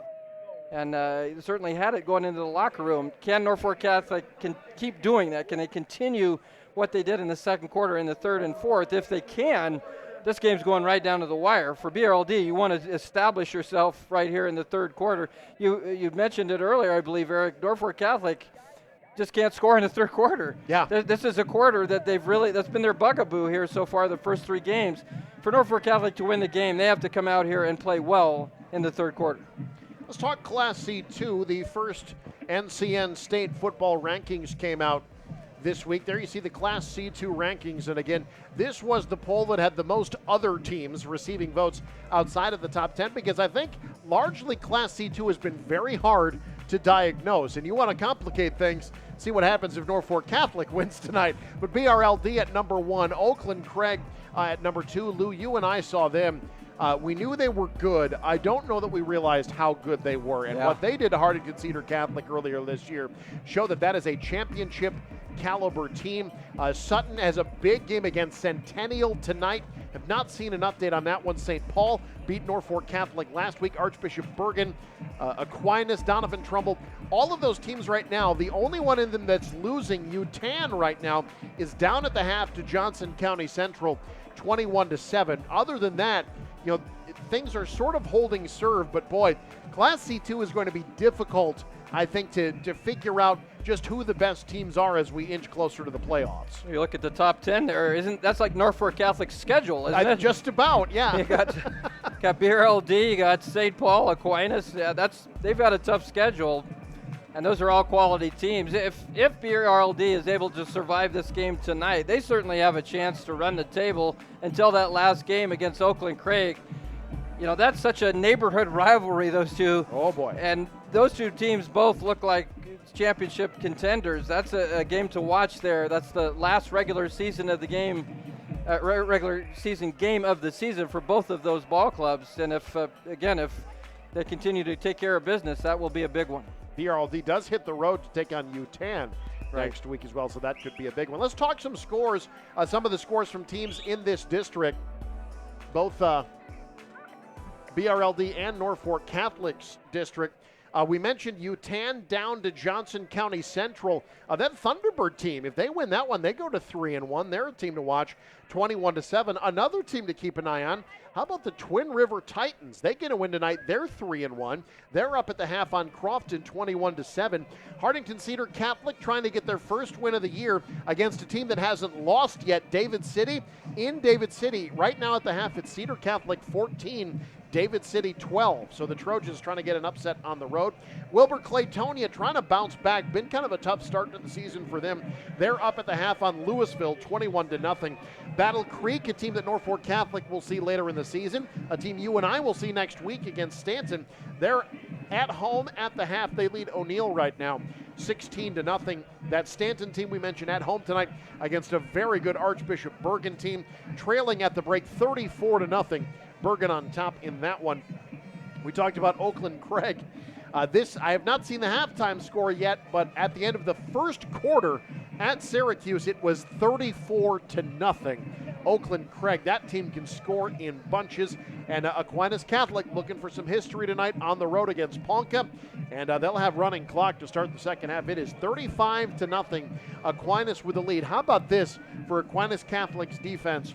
4 straight quarters now, their opponents not only have not scored, they haven't crossed the 50. Wow. That's an impressive defense. Yeah. It's Aquinas, another one of those schools that anytime you think about counting them out, certainly the coaching there makes a difference. Right. Yeah, but just like Norfolk Catholic.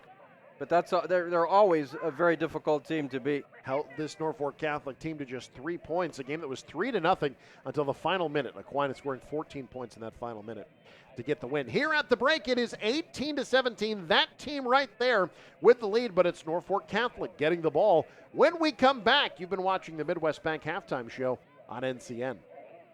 People ask me what I want to be when I grow up. I don't know. All I know is where I want to be. A place where people believe in me and listen to my ideas. Where people care. Where everyone belongs. Where no dream is too big. My teacher says everything we need is right where we are. She says all you have to do is turn up your dream switch. There's a reason we call this place Greater Nebraska. Greater Nebraska. It's that time of year when the air is at its freshest, the green is at its greenest, and the great outdoors is all around greatest. With so many amazing outdoor retreats close by like Lewis and Clark Lake, there's no excuse not to spend a few days under the sun and a few nights beneath the stars. On your way out of town, stop at Shop Easy south of Yankton and get all the snacks and drinks you'll need. Camping trips powered locally at Senix. Shop Easy, owned and operated by the Santee Sioux Nation, is open 24 hours for your convenience. Need high-speed internet? Want the best in TV programming? There's no need to make countless calls to 1-800 numbers to get the services you want. Get both TV and internet with just one call to me, Wes, at Satellite Central. Everyone's needs are different, and we can help you find the best option for high-speed internet. And we've been providing TV programming from Dish and DirecTV for over 20 years. We have a local team of installers that you know and can trust. So make one call to us at Satellite Central.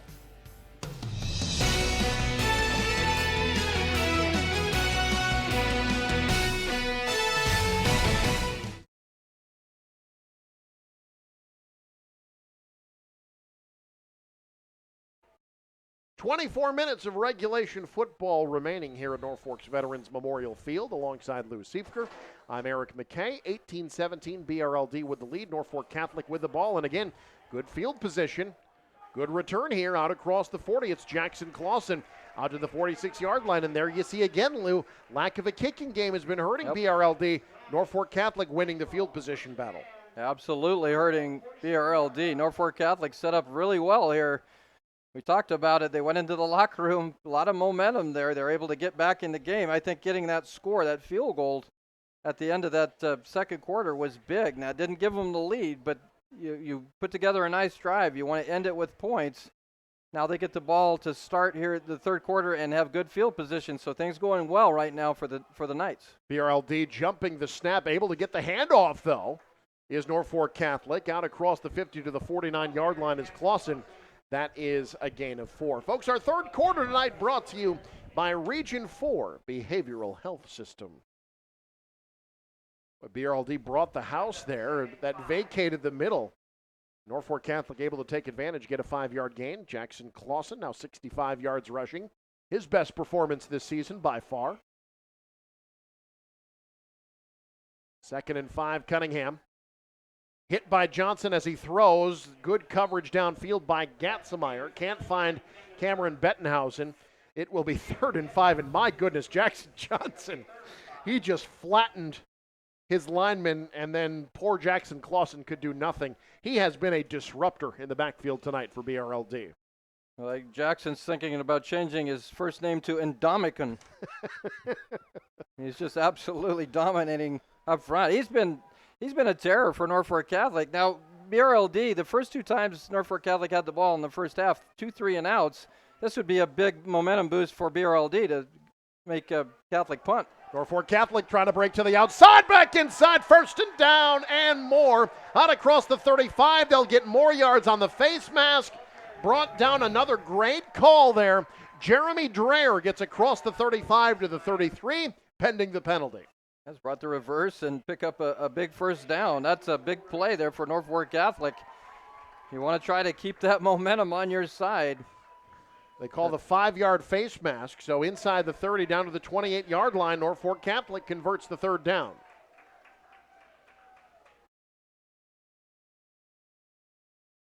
So 1st and 10, Norfolk Catholic. I formation behind Cunningham. They hand off, fullback. Driven backwards, but a solid gain. Out to about the 25-yard line. And Smedra.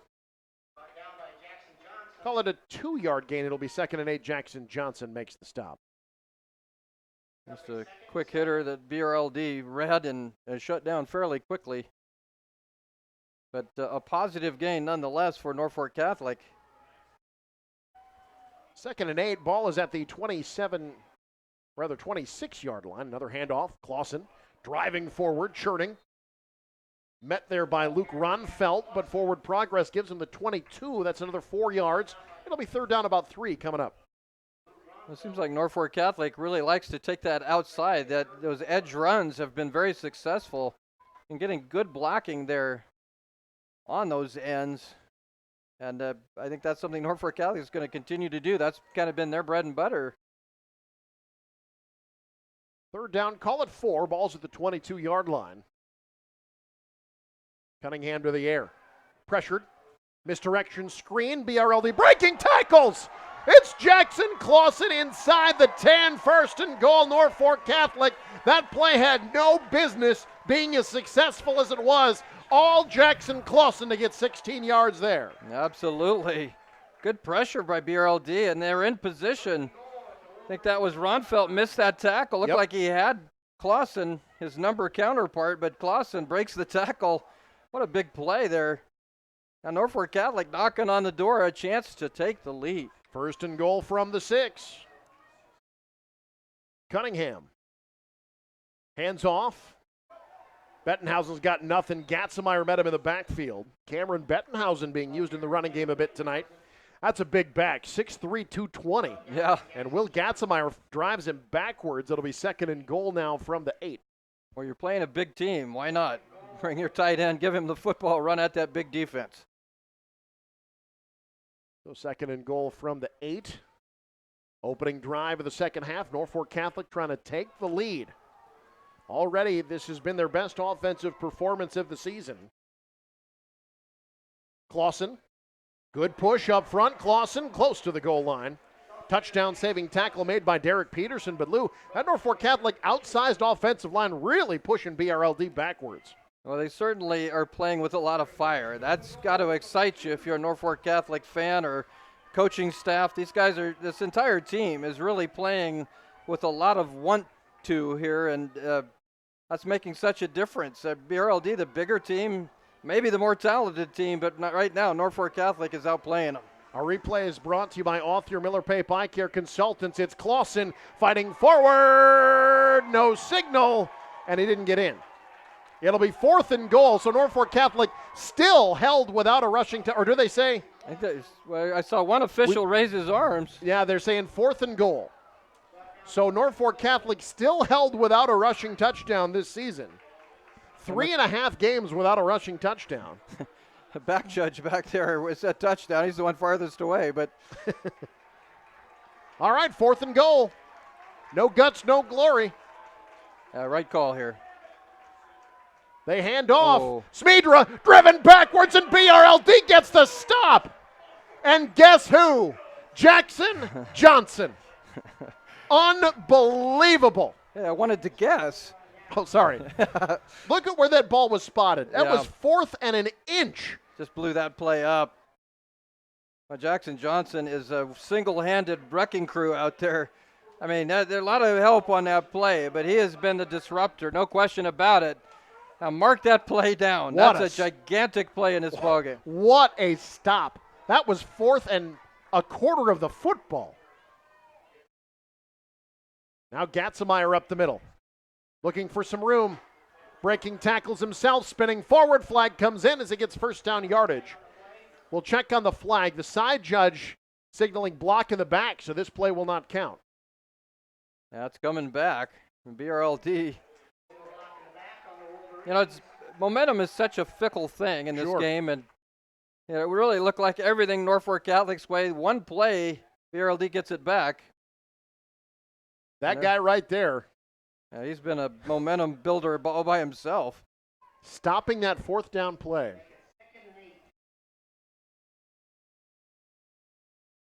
So a spot foul, call it 2nd and 8 after the 5-yard penalty there. 3rd penalty on BRLD tonight. It'll be 1st down and 8. Gatzemeyer to the air, looking deep, wants Johnson, came back for it, caught it. Johnson breaking tackles. Johnson into the open field, into Norfolk Catholic territory. Schlecht coming up behind him, makes the play, but there's the big play, Lou. You knew they were going to break one eventually. Jackson Johnson to the Norfolk Catholic 24-yard line, a gain of 66. Well, you had man-to-man coverage there with Jackson Johnson, and he's a big dude, and we talked about it. He's got good hands. It's one-on-one against a smaller defensive back. Was that Lammers? I believe Lammers was in coverage, yes. Yeah. So he had a size advantage on Lammers, able to just out-scrap him for the football and give Norfolk Catholic credit to run him down, but a big play for BRLD. Now 1st and 10 from the Catholic 24 on the read option. Gatzemeyer backs his way to the 21-yard line, 2, maybe 3 yards. Boy, how has the complexion of this game changed in the last 45 seconds of game clock. Gatzemeyer's 3-yard gain makes it 2nd and 7. Yeah, again, we just talked about it. Momentum, the fickle mistress, and right now it's definitely on BRLD's side. Quick screen, left side, Vogt brought down immediately. There's Schlecht again. Boy, he's played well tonight. Both sides of the ball, no gain. It'll be 3rd down on Vogt's 5th reception. Yeah, Schlecht has been an underappreciated playmaker. You're right. He's obviously had the touchdown catch there in that 2nd quarter, but he's made some big plays on the defensive side as well. We just saw one. Loss of 2 there. It'll be 3rd down and 9. Gatzemeyer going, end zone into double coverage. Caught! Did he bring that in? He did. What a catch. Touchdown, BRLD. Unbelievable. Dylan Beitler, take another look. Beitler able to snag that one. Let's see the feet. I think that foot comes down. He got, that's, from here, that looks like an NFL touchdown. Yeah, that's really close. I think he got them both down. We don't have a camera on that far side, but from here, that's close. I mean, he got the foot down. It's impossible from our camera angle to tell whether it was down in bounds or not, but a great catch either way. So now BRLD will go for 2. Gatzemeyer will throw. It is caught. And again, BRLD 0 for 4 on conversions tonight. It remains a one-score game. On the Faith Regional Health Services scoreboard, 6:16 to go in the third, 7-point game on NCN. At Elkhorn Valley Bank, we want your banking experience to be convenient and easy. We have 8 area branches, 17 convenient ATMs, plus both Hy-Vee locations are open late, Monday through Friday until 7 and Saturdays till 5. We don't have a business day cutoff, so if you want to make an in-person transaction up until 7 p.m., it posts the same day. Need a loan? With local loan decisions, we make the process quick and easy too. So why wait? Make the change today, because at Elkhorn Valley Bank and Trust, there really is a difference.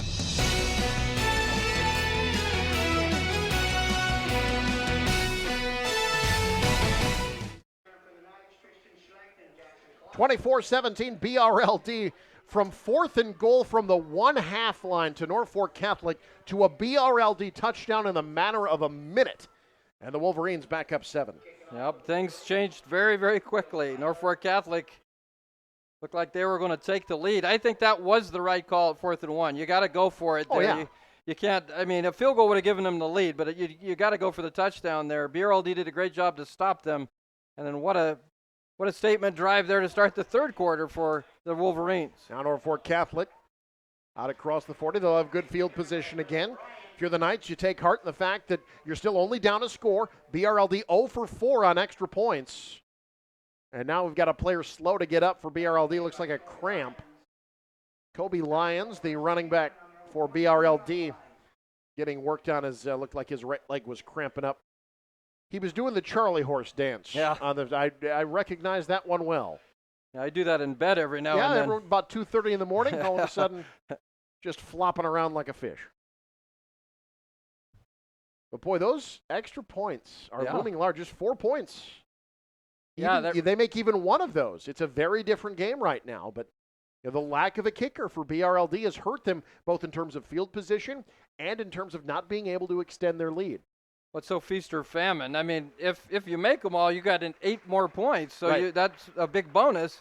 But you haven't made any of them. So now, instead of a 2-score game right now, it's a 1-score game for Norfolk Catholic.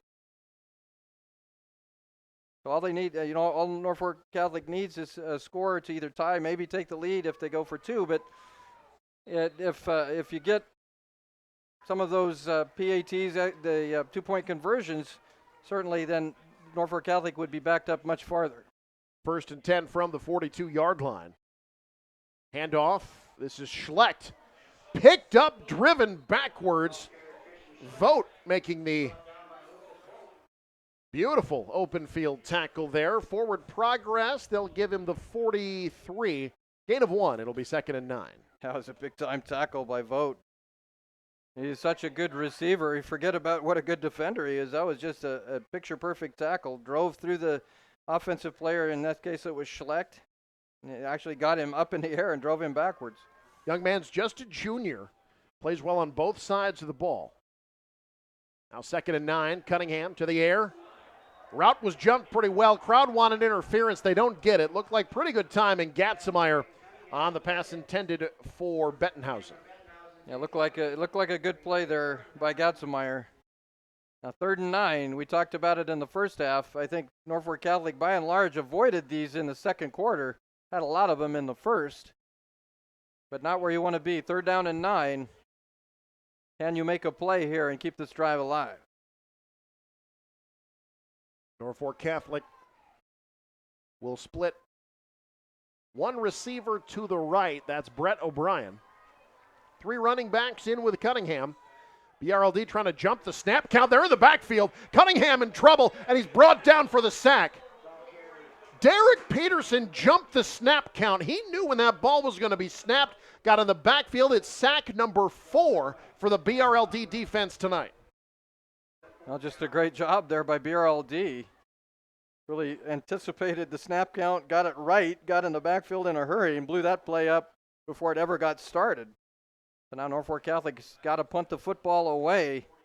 Going to be a big defensive stand here for the Knights, and your BRLD are kind of back where you were in that first quarter with a chance maybe to extend this lead.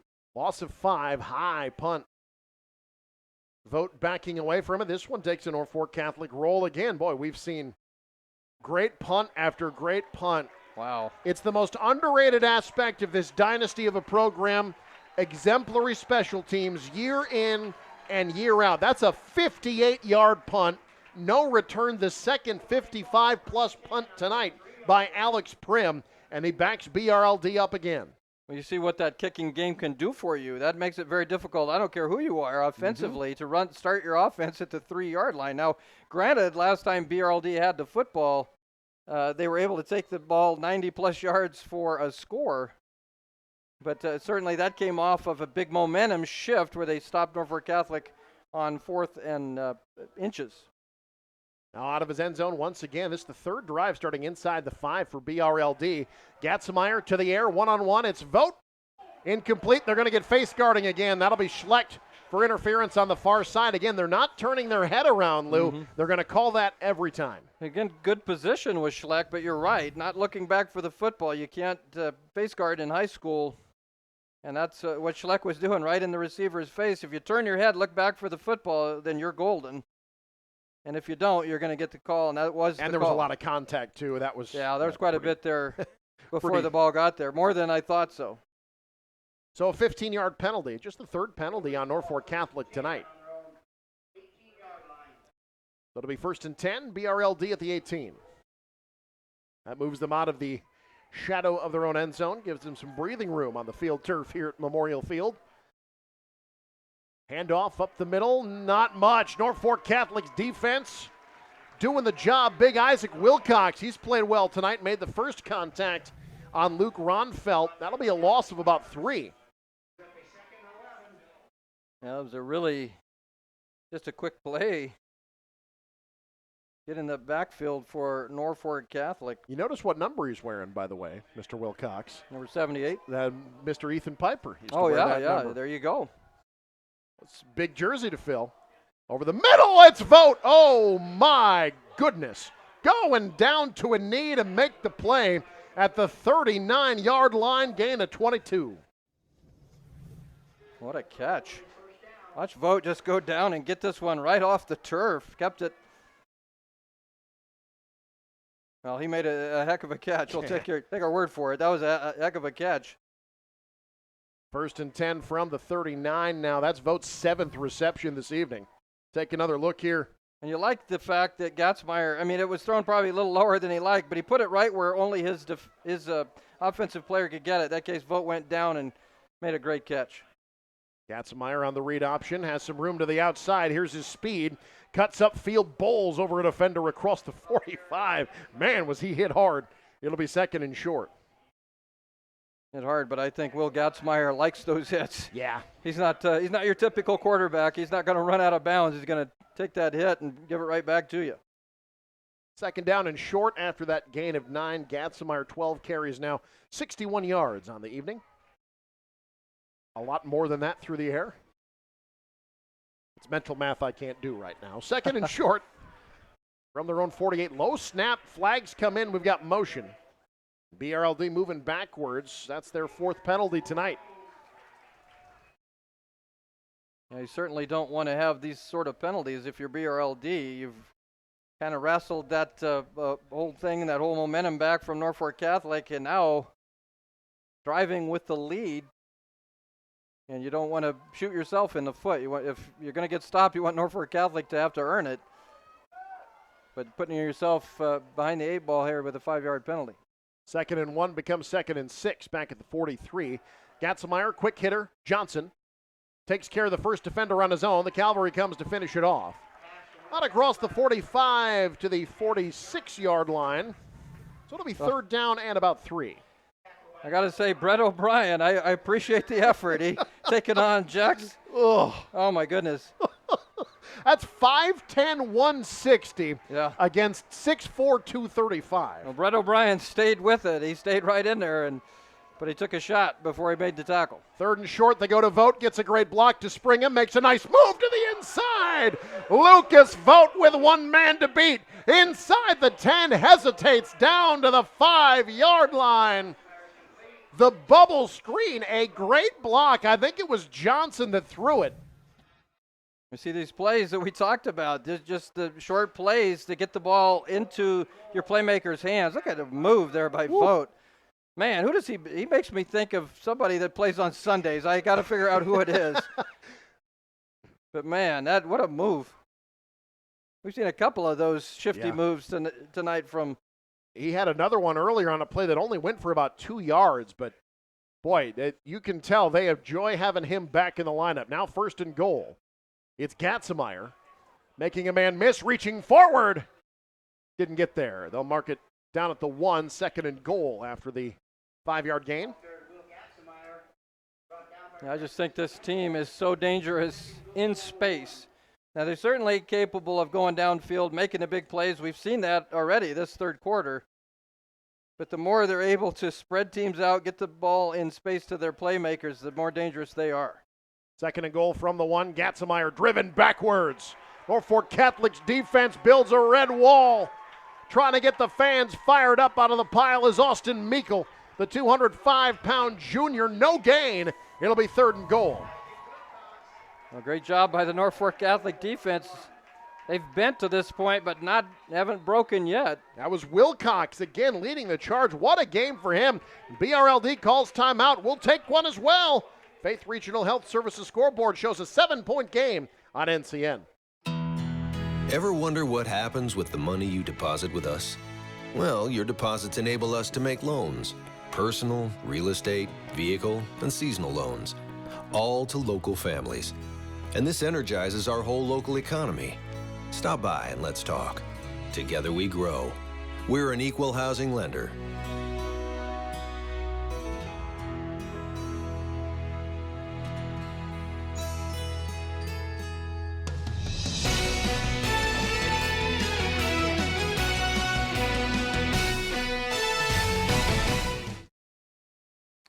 Third down and goal, the Norfolk Catholic faithful on Hula night, homecoming night. Knights have stood toe-to-toe with the number 1 team in the state, but BRLD can make it a 2-score game again if they can get it in here from the 1-yard line.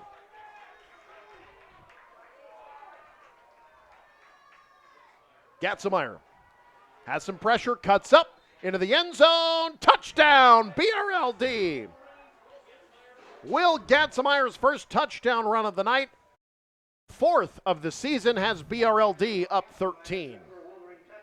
Well, again, even though a 1-yard play got Gatzemeyer out away from the pocket a little bit, gave him some space to turn inside and get that touchdown. That's a big touchdown for BRLD. Now, can they get a 2-point conversion? They've been 0 for so far. 0 for 4 in this ball game up to this point. Now they'll try to make it 1 for 5 and make it a 15-point game. Gatzemeyer wants to throw, will take it himself, and dances in the first 2-point conversion of the night for the Wolverines. And we'll keep it here on the Faith Regional Health Services scoreboard. 59 seconds to go in the quarter. It is now 32-17. Wolverines with the lead, and boy, Lou, Norfolk Catholic, they had it down within an eyelash of taking the lead not 6 minutes ago. And now as we sit with 59 seconds to go in the third, they've got to climb that mountain all over again, now facing their largest deficit of the night. Yeah, that makes it tough. I mean, we've talked about momentum so many times tonight, but that's what this game has been, big shifts in momentum. Norfolk Catholic knocking on the door inside the 1-yard line. BRLD makes the big play and then gets a big play offensively on a pass play to Jackson Johnson that really set this drive up, and then another big play for Lucas Vogt. And the rest is history. Norfolk Catholic now, as you mentioned, biggest deficit of the ball game. Can you make that climb that mountain a second time? We'll see. But unless something changes here in this last minute of the third quarter, you got Norfolk Catholic with another scoreless third quarter. Gatzemeyer was 3 for 10 passing in the second quarter. In the third, he is 6 for 6 for 157 yards and a touchdown. That's all this quarter. That's getting it done. Now Norfolk Catholic trying to get it done. Great tackle in the open field there. On the coverage, that's Colton Briggs, the 145-pound sophomore. Making the play, Norfolk Catholic still decent field position at the 35. And you're right, Lou, 56 seconds away from perhaps their fourth straight scoreless third quarter. Yeah, that's something they'll have to they'll fix, obviously. Now, after tonight, no knock on anybody on their schedule, but more winnable games ahead. You're not playing that gauntlet. Certainly a road game against Battle Creek will be difficult, but Norfolk Catholic looking for the rollout pass. It is caught close to first down yardage. Cameron Bettenhausen becoming a bigger part of the offense tonight. Had 4 receptions coming into tonight. Hadn't really been a part of the running game, but he has been this evening, and now a 9-yard gain sets up a second and short. Yeah, I think he needs to be more of a weapon for Norfolk Catholic offensively. Big tight end out there. A big target for Cunningham to throw to. That's his first reception this evening. Second and short, just to the Catholic side of the 45-yard line. The handoff, first down yardage into BRLD territory is Tristan Schlecht. Good gain there for the 150-pound senior. 8-yard gain there. That'll move the sticks. Win or lose tonight, I think Jeff Beller's got to be happy the way this offense has performed tonight. For sure. I mean, they have really struggled coming into tonight, but they have really showed themselves to be much more potent in this ball game. And we're winding down. That was probably the last play, and it will be the last play of the third quarter. But enough time if Norfolk Catholic is error-free to come back in this ball game. On the Faith Regional Health Services scoreboard after 3, it's BRLD 32, Norfolk Catholic 17. Fourth quarter next on NCN. D&L Towing and Recovery in Norfolk. New location, new ways to help. D&L now provides off-road service. They don't let anything get in their way or slow them down. Whether you've got a major accident or recovery, equipment stuck in a field, or just a tow, D&L provides towing and recovery services 24 hours a day, 7 days a week. Local or long distance, they can handle your needs. Visit dnltowingrecoverynorfolk.com or give them a call at 402-371-7995. The morning doesn't always start when you want it to. It starts when it has to. And day or night, we're up when you are. Through the good times, through the tough times, for the necessary and the unexpected. Even when you don't need us at all, we're just a light switch away. And when it's finally time to call it a night, we keep the lights on, ready to do it all over again. Nebraska Public Power District. Powering your everyday, every day.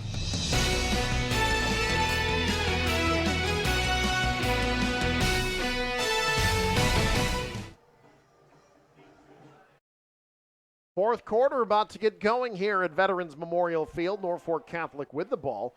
First and 10 in BRLD territory at the 47-yard line. Alongside Lou Siefker, Will Ryan, the producer, I'm Eric McKay. Glad you could join us here on NCN and online worldwide at newschannelnebraska.com. Norfolk Catholic's offense has moved the ball with a much greater acumen than they have through 3 games this year. Can they finish the job? Can BRLD finish the job? That was their theme in practice this week.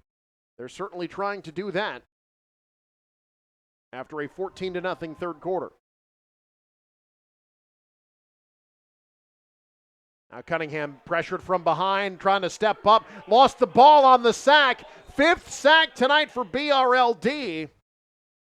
It'll be Norfolk Catholic ball, but Lou, that's the 5th time they've gotten to the quarterback. That time goes for a loss of 4. Well, we mentioned Jackson Johnson a lot. He was the first guy. He and And you catch the... Looks like Peterson was in there as well. I believe it was Luke Ronfelt that actually got to the quarterback. I got Tyler Gomez, I think, was also in that area. So great pressure put on Cunningham that time. I think they were at least threatening to blitz there a few times. That time, just great pressure from the front. On 2nd and 14, they go inside give, getting the yards back they lost and then some. Back into BRLD territory at the 45-yard line is Dreher.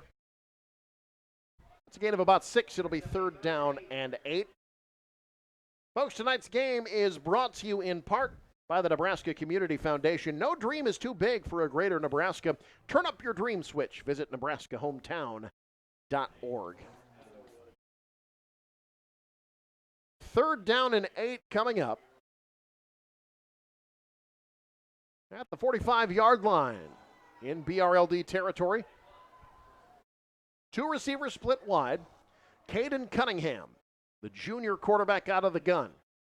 BRLD showing pressure.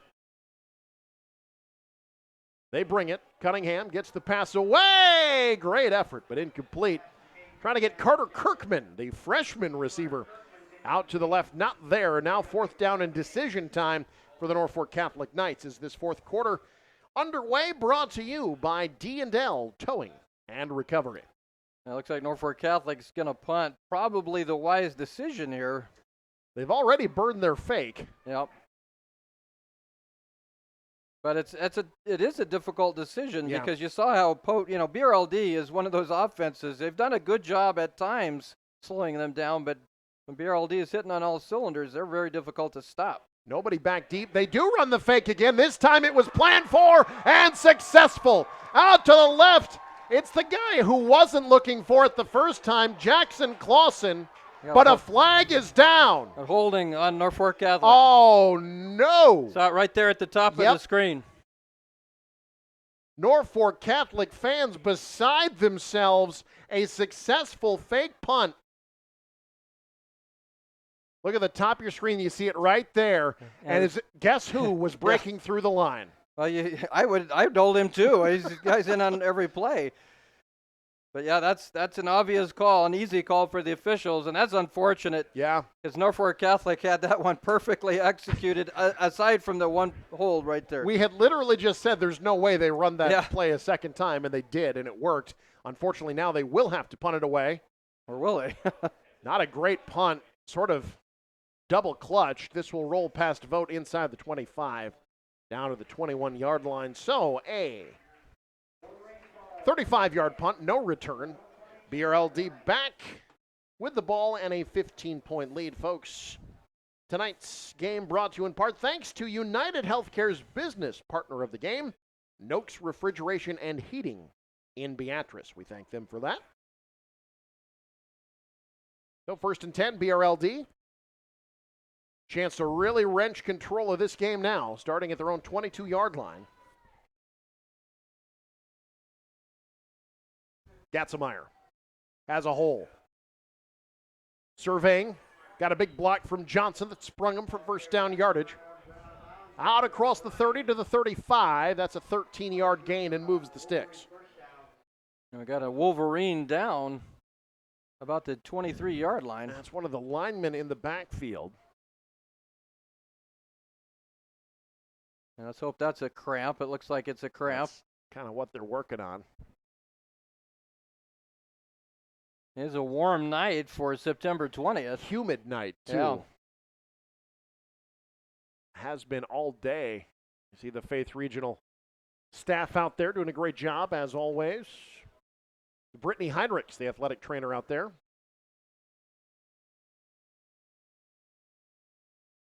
But boy, if you're Norfolk Catholic, Lou, you got to get the stop. It is time for this defense to get the stop because 9:58, time starting to run out. And while Norfolk Catholic has moved the ball, have not shown the propensity for that high-powered big play as Tyler Vavra, the 270-pound sophomore, able to get off the field. But Norfolk Catholic is going to need to get the stop here. And conversely, for BRLD, you're trying to put the game away here with this offensive possession. First and 10 now at the Norfolk Catholic 36-yard line.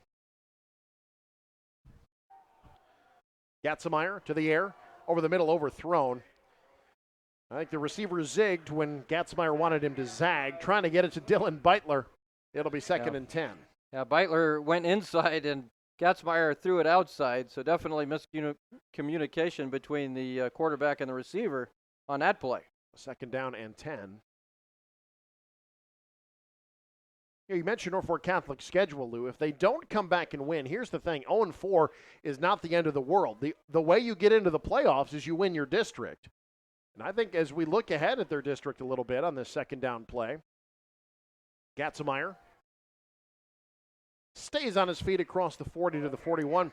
A lot of winnable games. This is a winnable district, Lou. I think things are wide open. Battle Creek has looked good. Cedar Catholic is trying to get their first win tonight. I think that's a more talented team than their record would indicate. But I think that's the message, win or lose here. But even if they do lose, the message going forward is you got 5 games left and still a chance at making the postseason. When you look at the teams in that district, there's a lot of names of teams that are usually pretty good. Crofton, Arlington Cedar Catholic, Ponca are all been very good in recent years, all kind of having down seasons right now. So it is out there for Norfolk Catholic to compete in that district. 3rd and 5, Gatzemeyer on the draw play, fighting forward, reaching, didn't get there. Down to about the 45-yard line. Our game tonight brought to you in part by Employment Works. If you or someone you know needs extra help finding employment, call Employment Works in Norfolk today. 4th down and about 2 for BRLD here after the 3-yard keeper by Gatzemeyer. And Norfolk Catholic getting a nice stop there as they don't send anybody back. Let's see if BRLD actually goes for it here. They do. And Norfolk Catholic in the backfield. Wow. BRLD didn't get there. Kobe Lyons only a yard. And Norfolk Catholic take another look at the Author Miller Pape Eye Care See It Better replay.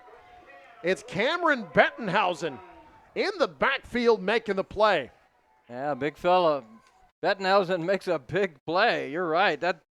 I mean, I don't know if that was just sheer confidence in your offense or a lack of confidence in your kicking game, but either way, boy, that's like a turnover for Norfolk Catholic. You've got the ball inside the 45-yard line. Plenty of time here to get back in this thing. From the 44-yard line to the air. Oh, Bettenhausen dropped it. It was in his hands. Had Bargman behind him, closing the gap. It'll be 2nd and 10. And Norfolk Catholic now, you really need to make plays. Guys need to be focused. Bettenhausen, a good football player. I think he just might have taken his eyes off of that one. But you're going to come back and win. You got to step up, make plays. Everybody for Norfolk Catholic has to be playing well. Now they're going to put more time on the clock. It says 8:13 right now. They're going to move it up to 8:22. I think that was Coach Beller saying 8:22. If Coach Beller says 8:22, I'm going to put 8:22 back on. Whether I'm supposed to or not, I'm putting 8:22 on the clock. You say, yes, sir, right away. 2nd down and 10 coming up for Norfolk Catholic. Handoff, running game's been pretty good for Norfolk Catholic tonight. That Schlecht gang tackled at the 42. It'll be 3rd down, about 8. Schlecht a little frustrated. I think he thought that was going to be a big play. Another example of BRLD, especially up front defensively. That front 7, they're so good and so quick. You get a hole and it closes in a hurry. We've seen one missed tackle on the opening drive for Norfolk Catholic this half, but other than that, this is a sure tackling Wolverine squad. 3rd down and 8, about 7.5. Cunningham to the air. Now to the ground. Turns upfield, stays on his feet, driven backwards. Great play on the back end to prevent the first down by Gatzemeyer. It'll be 4th down at the 36, but I don't think there's any question for Norfolk Catholic what to do here. Yeah, you have no choice here. You've got to go for it. You're down 15 points at this stage, so obviously, well, it's too far away for a field goal anyway, but you've got to think touchdowns no matter where you're at on the field if you're Norfolk Catholic. Yeah, it's at the 36-yard line. That'd be a 53-yarder. And the wind in their face, a pretty stiff wind at that in their face, so certainly not going to be going for it. So here we go, 4th and 2. Maryland I. And now they go to a triangle formation behind Cunningham. He'll go to the air, over the middle, wide open. No one behind Wyatt Smedra. Touchdown, Norfolk Catholic. 36 yards, Wyatt Smedra makes it a one-score game potentially, unless Norfolk Catholic just goes for one here. Yeah, it's that's an interesting thought. Yeah, I think you might want to kick the extra point here, because if you don't, you're down 9 points, and it would be still a 2-possession ball game. Yeah, that's what they're going to do. Smedra's first touchdown reception of the year. Extra point is up, and it is good. On the Faith Regional Health Services scoreboard, 6:51 to go. We got a one-score game on NCN. Need high-speed internet? Want the best in TV programming? There's no need to make countless calls to 1-800 numbers to get the services you want. Get both TV and internet with just one call to me, Wes, at Satellite Central. Everyone's needs are different, and we can help you find the best option for high-speed internet. And we've been providing TV programming from Dish and DirecTV for over 20 years. We have a local team of installers that you know and can trust. So make one call to us at Satellite Central.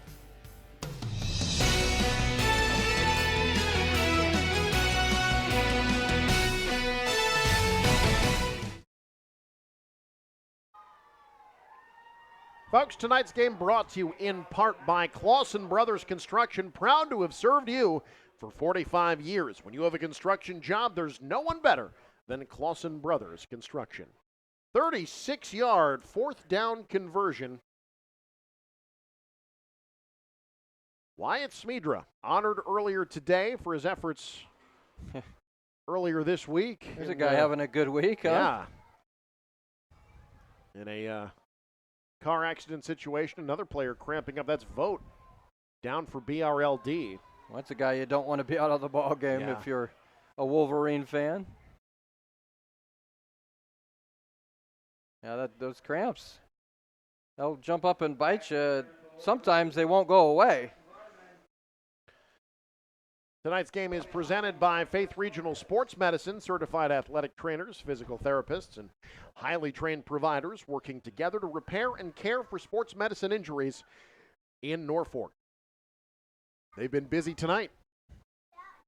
The Faith Regional Sports trainers. Brittany Henricks doing a great job. All right, now we're ready for the kickoff. Carlson will kick it away. Little pressure on BRLD now to get an offense going. Here's Ronfeldt. Out across the 20.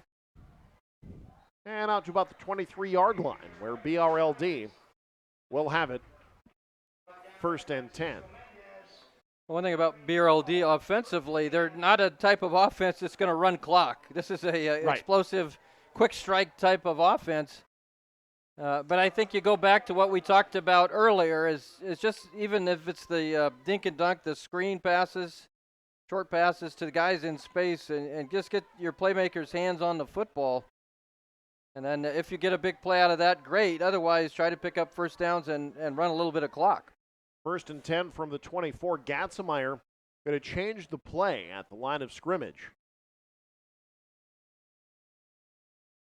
He'll keep it himself. Has a little bit of a hole. And falls forward. Out across the 25 to the 28-yard line. 2nd and 6 upcoming. Gatzemeyer's 19th carry tonight. And really for BRLD, that's all they need is positive yardage. You'll take a 4-yard gain on first down every time. Absolutely. All right, now you're in the driver's seat. The best that Norfolk Catholic can do at this point is tie you. So really, you can still run your offense. You don't have to be conservative, but I think you also have to think about plays where you get those 4 yardage and not necessarily worry about the chunk plays unless you can get those out of those short, passing plays. Cutting up field, hit hard. Open field, Wyatt Smedra. Out across the 30 to the 32-yard line is Kobe Lyons, but he paid for it. It'll be 3rd and 2 upcoming. Smedra with what a tackle here. Let's watch this on the replay. Woo. My goodness, laid to wood that time. Seems like Lyons has taken a couple of those out of the backfield. He missed a lot of the third quarter. 3rd down and 2. Low snap. Gatzemeyer scrambling. 1st down and more. Out across the 40. Down to the 46-yard line. Lou, I feel like at times he's almost better when he has to improvise. Yeah. He's so good at after a play that breaks down like that one did, able to get the 1st down. Well, he's a playmaker, no question about it. It might be those gold shoes he's wearing. I'm not sure. Those are sharp. That's a good look. He's been playing solid gold. That's his 20th carry tonight. Yeah, he's been the workhorse in the second half. Now over 100 yards on the ground and through the air. Proverbial running back playing quarterback, although this running back can throw the football equally well. 1st and 10 from the 45. BRLD trying to kill the clock. Escape Norfolk with a marquee win. Gatzemeyer again keeps it, falls forward. That's all Coach Marsh wants to see from his team. Running backs falling forward. It'll be 2nd and 8. I call it 2nd and 7. They give him 3 yards. And Norfolk Catholic still has all 3 timeouts left. Right now, you're just worried about getting BRLD's offense off the field. You'd like to save those timeouts for your next offensive possession. 2nd down and 7.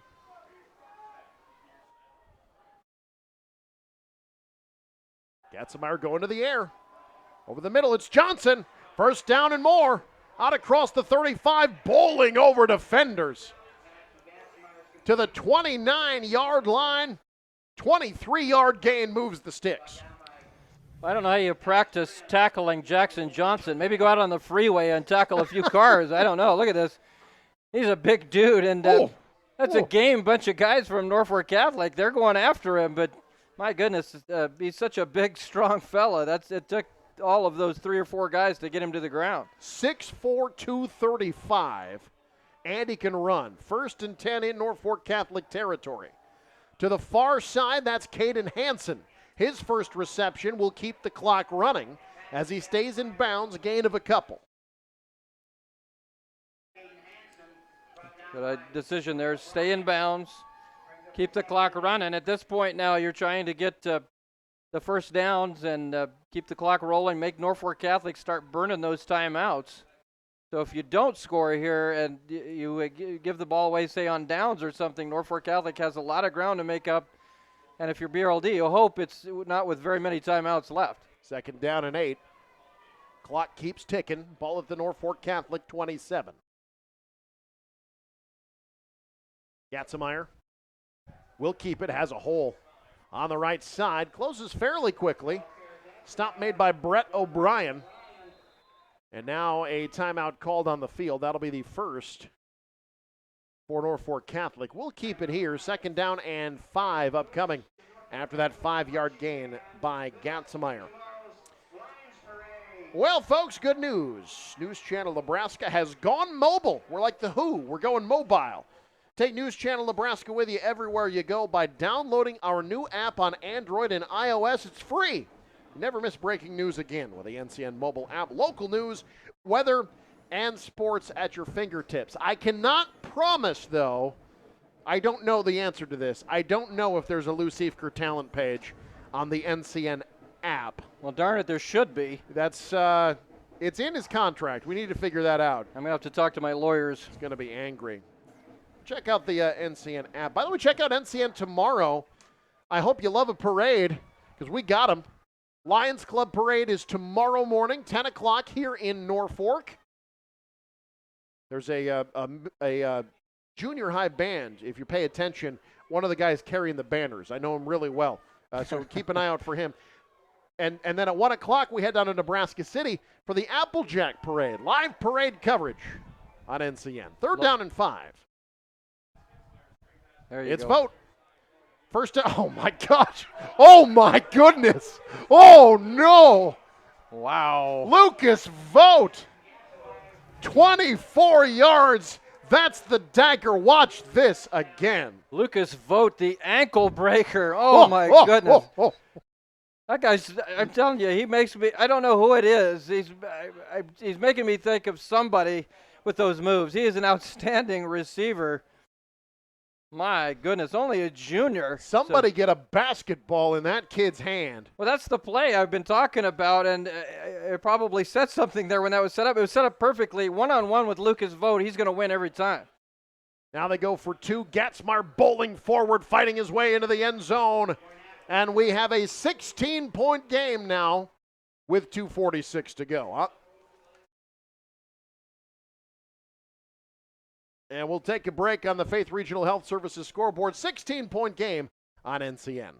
At Farmers Pride, we offer multiple grain marketing options for you to maximize your profit. Our producer delivery grain program offers the best possible prices at local and regional processors, direct from your farm. Farmers Pride provides simple-to-understand strategies to help manage your current and future risk. So before you load up the truck, give us a call and let's discuss the best options for your hard-earned crop. Locally owned in Northeast Nebraska, your dollars stay in your local economy. Farmers Pride, in the field, on your farm, in your community.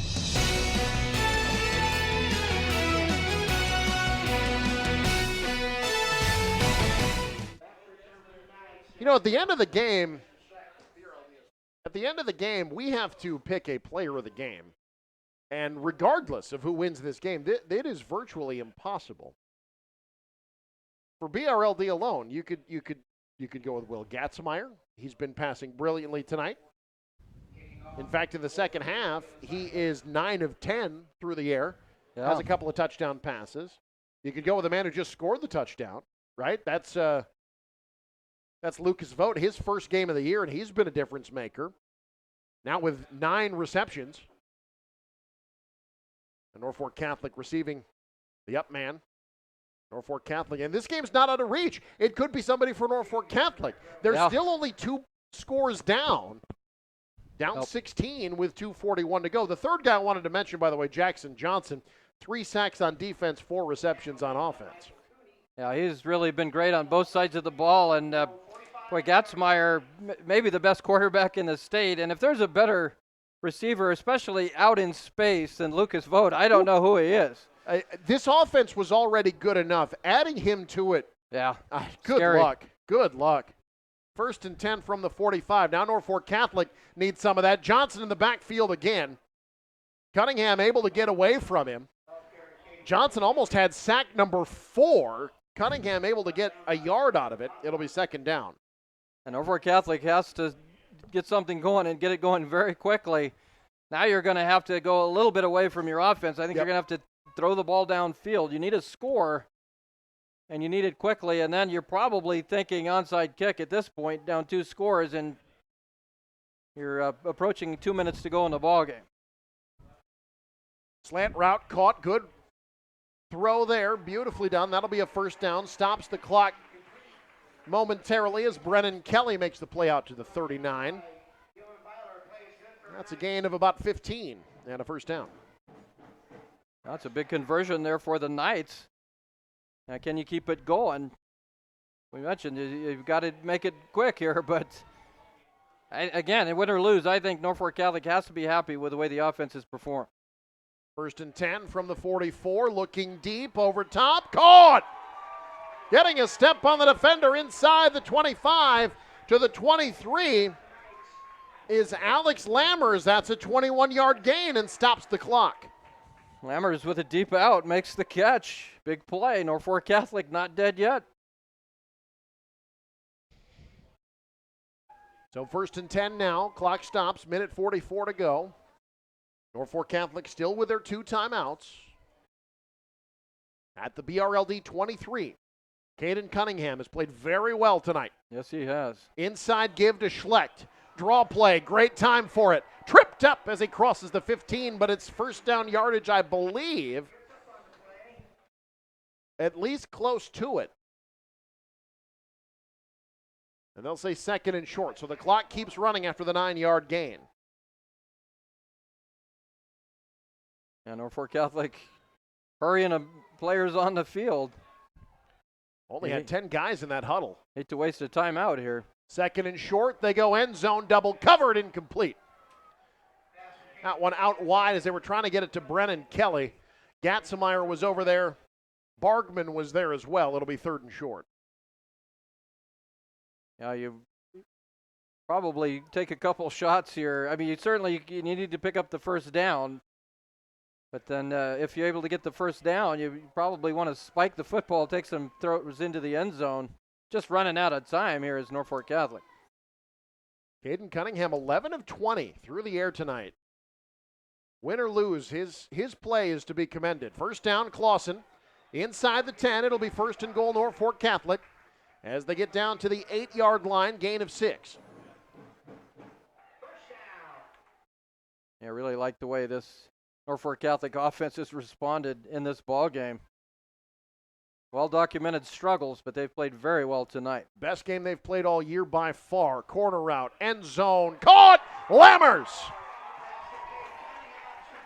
8-yard touchdown strike. Alex Lammers' second touchdown reception this evening. This one is not over yet.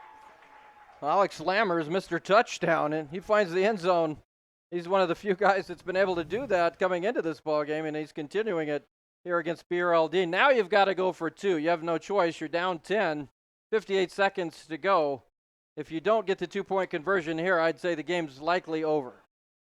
Big conversion here with 58 seconds. Cunningham, the out, caught, he's in. It's Lammers again, and we've got a one-score game. Let's keep it here on the Faith Regional Health Services scoreboard. 58 seconds to go, 40-32. Norfolk Catholic back within 8.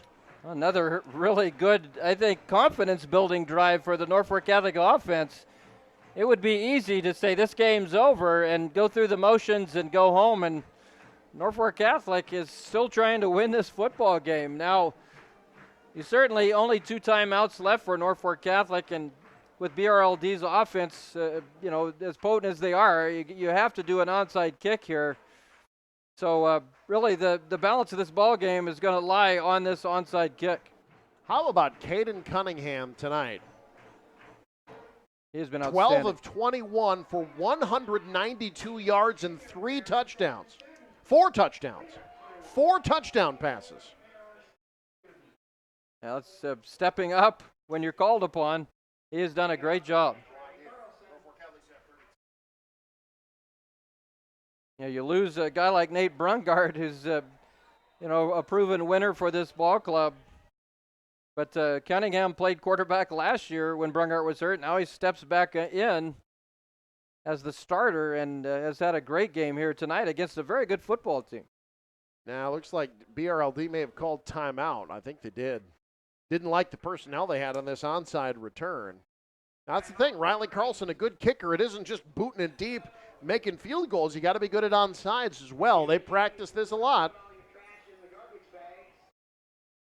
How about the fact that Norfolk Catholic is now 58 seconds away from the end of their 4th game, and they still don't have a rushing touchdown this year? Yeah, that's absurd.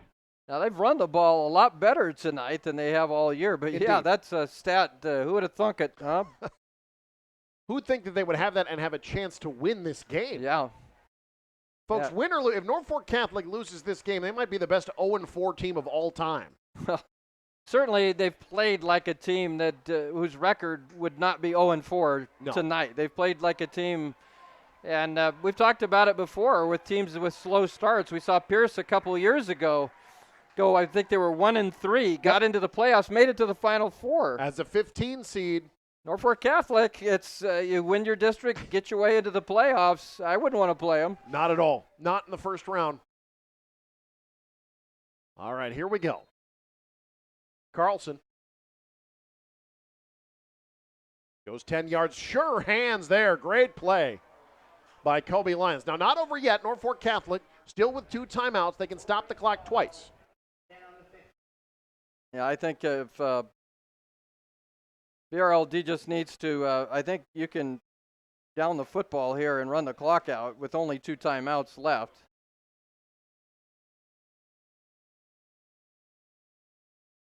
They're going to run it, try to run a little extra clock. The one thing you want to avoid here is a fumble. Yeah, they're snapping in the shotgun. Keep it in Gatzmeyer's hand. That's a good idea. He's probably, they've got some good options back there. Lyons a good running back, but Boy, Gatzmeyer, he's one of the top players in the state. I think you want to keep the ball in his hands at this point. Well, I think in as few handoffs as possible as well, as few chances for an exchange for a ball to drop. Norfolk Catholic burns their timeout. They've got one left. It'll be 2nd down and 8. After tonight, Norfolk Catholic begins district play on the road next week at Crofton. BRLD on the road at UTAN, who was unbeaten, ranked number 8. Coming into tonight, they were trailing to Johnson County Central. I've not seen an update on that game. But BRLD then gets to Kama Herman, Louisville, and then, boy, how's this to end the season? At Archbishop Bergen and at home against Oakland Craig. Yeah. That's a couple of tough ones there. Norfolk Catholic, potentially Battle Creek. Other than that, probably won't see a ranked team the rest of the way. Crofton, Hardington Cedar Catholic, Battle Creek, Stanton, and Ponca making up their district. Meanwhile, we've got high school volleyball coming up on Tuesday. Speaking of Hardington Cedar Catholic, they'll be taking on Pierce this Tuesday evening, 6:45. Couple of great volleyball programs there. Mid-state conference action right here on News Channel Nebraska Tuesday evening. Alex Loroff will have the call on that one, I think. 2nd down and 8 for BRLD. One timeout left for Norfolk Catholic. Gatzmeyer going to keep. Breaks tackles, dives forward. If he's got the first down, it's over. I think he fell just shy. Yeah, I think he's going to be about a yard short. Knee came down on the outside of the 40-yard line. About the 41 is where they're going to mark it, so he's got about a yard and a half to go. Norfolk Catholic burns their last timeout, 44 seconds. BRLD. I mean, you've only got a yard to go. It's probably tempting, but I think if you're BRLD, you just kneel down. Yeah. Burn as much time as you can after that. I mean, one kneel down, Norfolk Catholic's going to get the ball back with certainly less than 10 seconds. You figure BRLD probably on 4th down is going to go for it here. And my guess is you're going to have like a quarterback sneak here with Gatzmeyer. Just have him run right up the middle. Yeah. Who is our player of the game? That is going to be so hard for us to figure out. That's what you get with a BRLD team. It's just playmakers all over this field. There's no one player you can key on. There's going to be controversy. There's going to be hanging chads. It's going to be very it's just going to Not be a all mess. districts are in yet. 3rd down and short, didn't get it. Stopped him. Didn't get it. No gain for Kobe Lions. So 4th down, clock moving. You just run the clock down. If you're BRLD, I think you go for it on 4th down. Norfolk Catholic will, if they get the ball back, they're only going to have maybe a handful of seconds left. Or do you take the delay of game penalty, move back 5 yards, give yourself some room, and try to pin him inside the 10? I think if you have a good kicking game, yes, BRLD has struggled in that arena. I think you just go for it here. They have a little bit.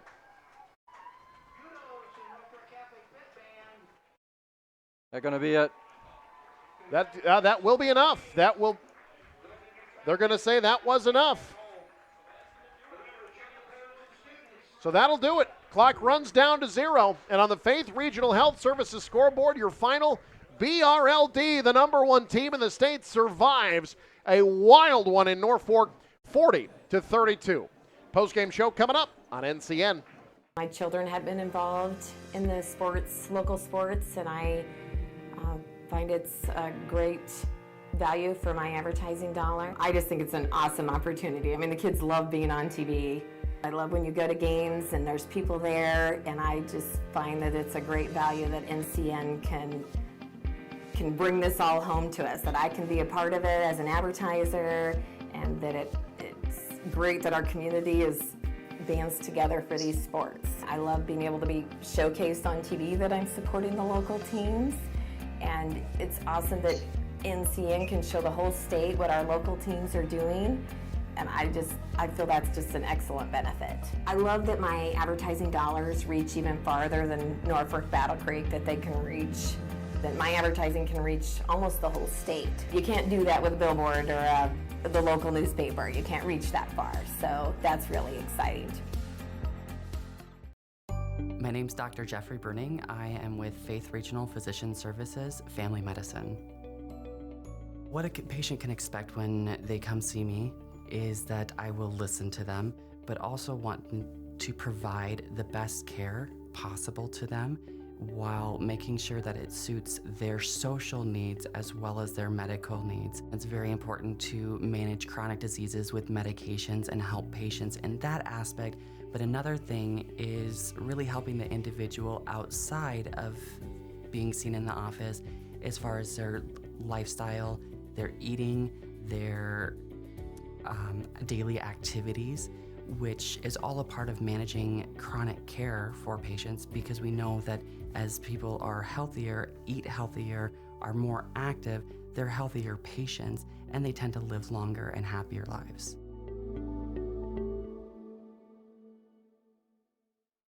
The morning doesn't always start when you want it to. It starts when it has to. And day or night, we're up when you are, through the good times, through the tough times, for the necessary and the unexpected. Even when you don't need us at all, we're just a light switch away. And when it's finally time to call it a night, we keep the lights on, ready to do it all over again. Nebraska Public Power District, powering your everyday, every day.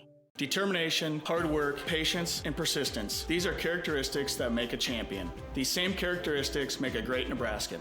Midwest Bank proudly supports and congratulates the athletes that have accomplished the honor to compete in the state track meet. We are also there for the Nebraskans that have fought the flood, cleaned up after the devastation, and answered the call when others were in need. Communities coming together. Athletes giving it all. That is Nebraska strong. You can always bank on Nebraskans. The picture's really clear, you know, it's really close up, and you know, it's kind of professional, like you're watching ESPN. After a big game, lots of kids show up in my office and they're always talking about, wow, did you see that hit by so-and-so, or did you see that shot? They really appreciate being able to see it. Whether they've got family that's out of town, they're able to watch it from afar, or even if the weather's not great. And they're always so positive about our kids. They're positive about the officials and about the fans.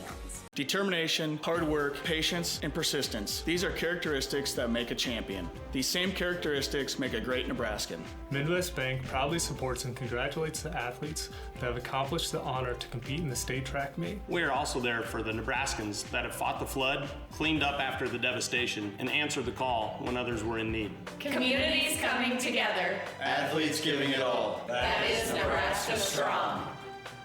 You can always bank on Nebraskans. Need high-speed internet? Want the best in TV programming? There's no need to make countless calls to 1-800 numbers to get the services you want. Get both TV and internet with just one call to me, Wes, at Satellite Central. Everyone's needs are different, and we can help you find the best option for high-speed internet. And we've been providing TV programming from Dish and DirecTV for over 20 years. We have a local team of installers that you know and can trust. So make one call to us at Satellite Central. I'm Sam Recob. I work for Faith Regional Physician Services in the family medicine clinics in Laurel and Wayne. My general approach is to treat everybody like they're a member of my family. Think of them as, you know, your grandparent, your sibling, your own child, and usually you end up with pretty good outcomes and pretty good relationships. I love working with kids. I do a lot of pediatrics. We do a lot of skin procedures. We do a lot of procedures, period. Pretty much full service clinic in Laurel and Wayne. I think the rural communities deserve to have the services available. They're necessary and they need them. When you partner with me as a physician, you're partnering with somebody that is looking to invest in both you and your family and your community. And I already am invested in the local communities around here. This is what I want to do and where I want to be.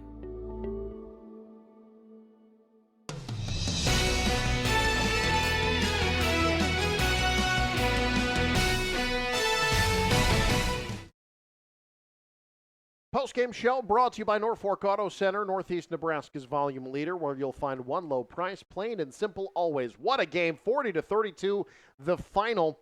Our player of the game tonight, Dylan Vogt, 8 receptions, 168 yards, and 2 touchdowns in his first game of the season. He's our Dream It Do It player of the game. Let your skills pay the bills. Check them out at dreamitdoit.com. Lucas and Coach Marsh standing by with Lou Siefker. All right, Eric, thanks a lot. BRLD gets a hard-fought win over Norfolk Catholic tonight. I'm joined by Coach Marsh and our player of the game, Lucas Vogt. Coach, let's go ahead and start with you. One of the mantras for your team coming into the ballgame tonight was kind of remembering last year's game, how Norfolk Catholic got you in the second half. So it was all about finishing. How'd you like to finish tonight? That was fun, being able to control the football there and then get that big score at the end. Defense stood tall there, and it was great to see our guys fight for every inch out there and made sure that we got the win. Big play in that ball game, the third quarter goal line stand. Jackson Johnson makes a big play, and then you get a big play on the offensive side from him in the passing game. Talk about those two plays, the goal line stand, that fourth down stop, and then the big play through the air. That swung the game right there. We needed something, and Jackson's been a guy that he makes those plays, and unfortunately he makes them a lot, and we just kind of shrug our shoulders and go on to the next play. He's going to make the next one. So it's been a lot of fun watching him develop into the player he is. He is something special. How good was it to have this fellow over here, this Vogt fellow over here to my left? How was it good to have him back? Well, it's good to see him healthy. He needs to play this game healthy, and it's fun to watch him run around. You know, last year he battled a thumb injury. This year he started off with ribs. So it's fun seeing him healthy, moving around, because, man, he's special too. Well, I asked you in the pregame if you knew how good your team was. Even though you played another 0-3 team tonight, I think Norfolk Catholic proved they're a lot better than their record. How do you feel about the team now after this hard-fought victory? Oh, absolutely. We knew it would be a battle, and they would be well coached. They decided to run right at us, and they caught us in some things. They're physical. They were efficient in the passing game. They're great on special teams. So getting that win was something special.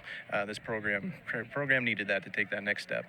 Well, Coach Marsh, congratulations on the victory, and thanks for joining us. Thank you. Thank you for the coverage. We appreciate you coming over.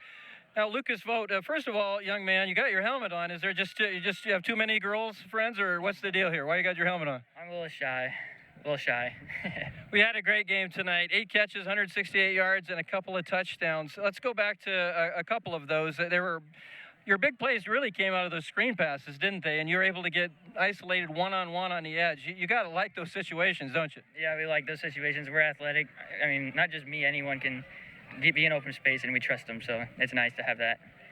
How did it feel being back out there and making those plays? It was very nice. Just being out, running around with the guys. You know, it's fun. Talk about how you feel about your team right now. Now you're 4-0. You just beat Norfolk Catholic. Do you feel like this is just the start of something big? Yeah, we're battling injuries, and we're still finding a way to win, which is awesome. We got some main guys down. We got 2 offensive linemen out. We had some freshmen step up and come in. It's good that we can have that confidence for them to come in. Well, it's got to be the gold shoes, doesn't it, Lucas? It's a good luck charm. Well, you had a great game tonight, and they certainly brought you some luck. Lucas, congratulations on the win and being our player of the game. Thank you. All right, that's Lucas Vogt, our player of the game. Eric, we'll send it back to you. All right, thank you very much, Lou Siefker. Lucas Vogt, welcome back to the offense, young man, helping BRLD rack up 509 yards of total offense tonight. Let's take a look at our top plays this evening, brought to you by Elkhorn Valley Bank. It was Norfolk Catholic trying to get their first win of the season, welcoming the #1 team in the state, the BRLD Wolverines, and the Wolverines getting it done on the ground early on. Kobe Lyons in from 3 yards out, 6-0. Wolverines have the lead. More from Lyons. First quarter from 1 yard out. And it's 12-0 BRLD up, but Norfolk Catholic not done. They would answer through the passing game.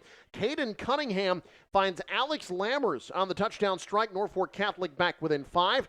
Then later in the first half, on a screen pass, Tristan Schlecht making plays in the open field, making guys miss. Norfolk Catholic only down 1 at the break, a chance to take the lead in the second half. 4th and goal from the 1, and it's stopped. Jackson Johnson was brilliant on defense. 3 sacks on the night, makes the stop on Wyatt Smedra there. Then BRLD answers to the air. Dylan Beitler makes the play. Unbelievable catch there. And BRLD back to the ground. This is Will Gatzemeyer. This young man had an unbelievable night. 123 yards on the ground, 323 through the air. But Norfolk Catholic hanging around on a 4th down play. Wyatt Smedra takes it to the house. No one around him. Norfolk Catholic making it a 1-score game late. BRLD answers with our player of the game, Lucas Vogt. First game back this season. He took advantage. 8 catches, 168 yards, and 2 touchdowns. Norfolk Catholic Down 16, they get the touchdown to Lammers, make it an 8-point game, but BRLD able to finish it off. They finish off the drive and get a huge road win, your final 40-32, the number one team in the state, improving to 4-0, while Norfolk Catholic slips to 0-4 on the year. And your top plays brought to you by Elkhorn Valley Bank. Visit Elkhorn Valley Bank for all your banking needs with locations in Norfolk, Huskins, Pierce, and Wayne. BRLD now 4-0 on the year. Next up for them, UTAN on the road to open district play. Norfolk Catholic will open district play on the road as well, on the road against the Warriors of Crofton. Meanwhile, we, next up in football, have Stanton and Battle Creek at Bob Schnitzler Field in Battle Creek next Friday. That should be a good one to begin district play. Don't forget high school volleyball as well coming up Tuesday night as Pierce takes on Hardington Cedar Catholic. We also have parades coming up tomorrow. The Lions Club Parade of Norfolk, 10 o'clock tomorrow morning right here on NCN. And the Applejack Parade from Nebraska City at 1 o'clock in the afternoon, weather permitting, of course. Those live right here on NCN and online worldwide at newschannelnebraska.com. What a game here at Veterans Memorial Field. Our thanks to the folks at Norfolk Catholic for allowing us to broadcast this game. For my broadcast partner, Lou Siefker, Will Ryan in the truck, and the entire NCN Sports crew, I'm Eric McKay. This has been the Norfolk Auto Center postgame show on NCN. Good night, everybody.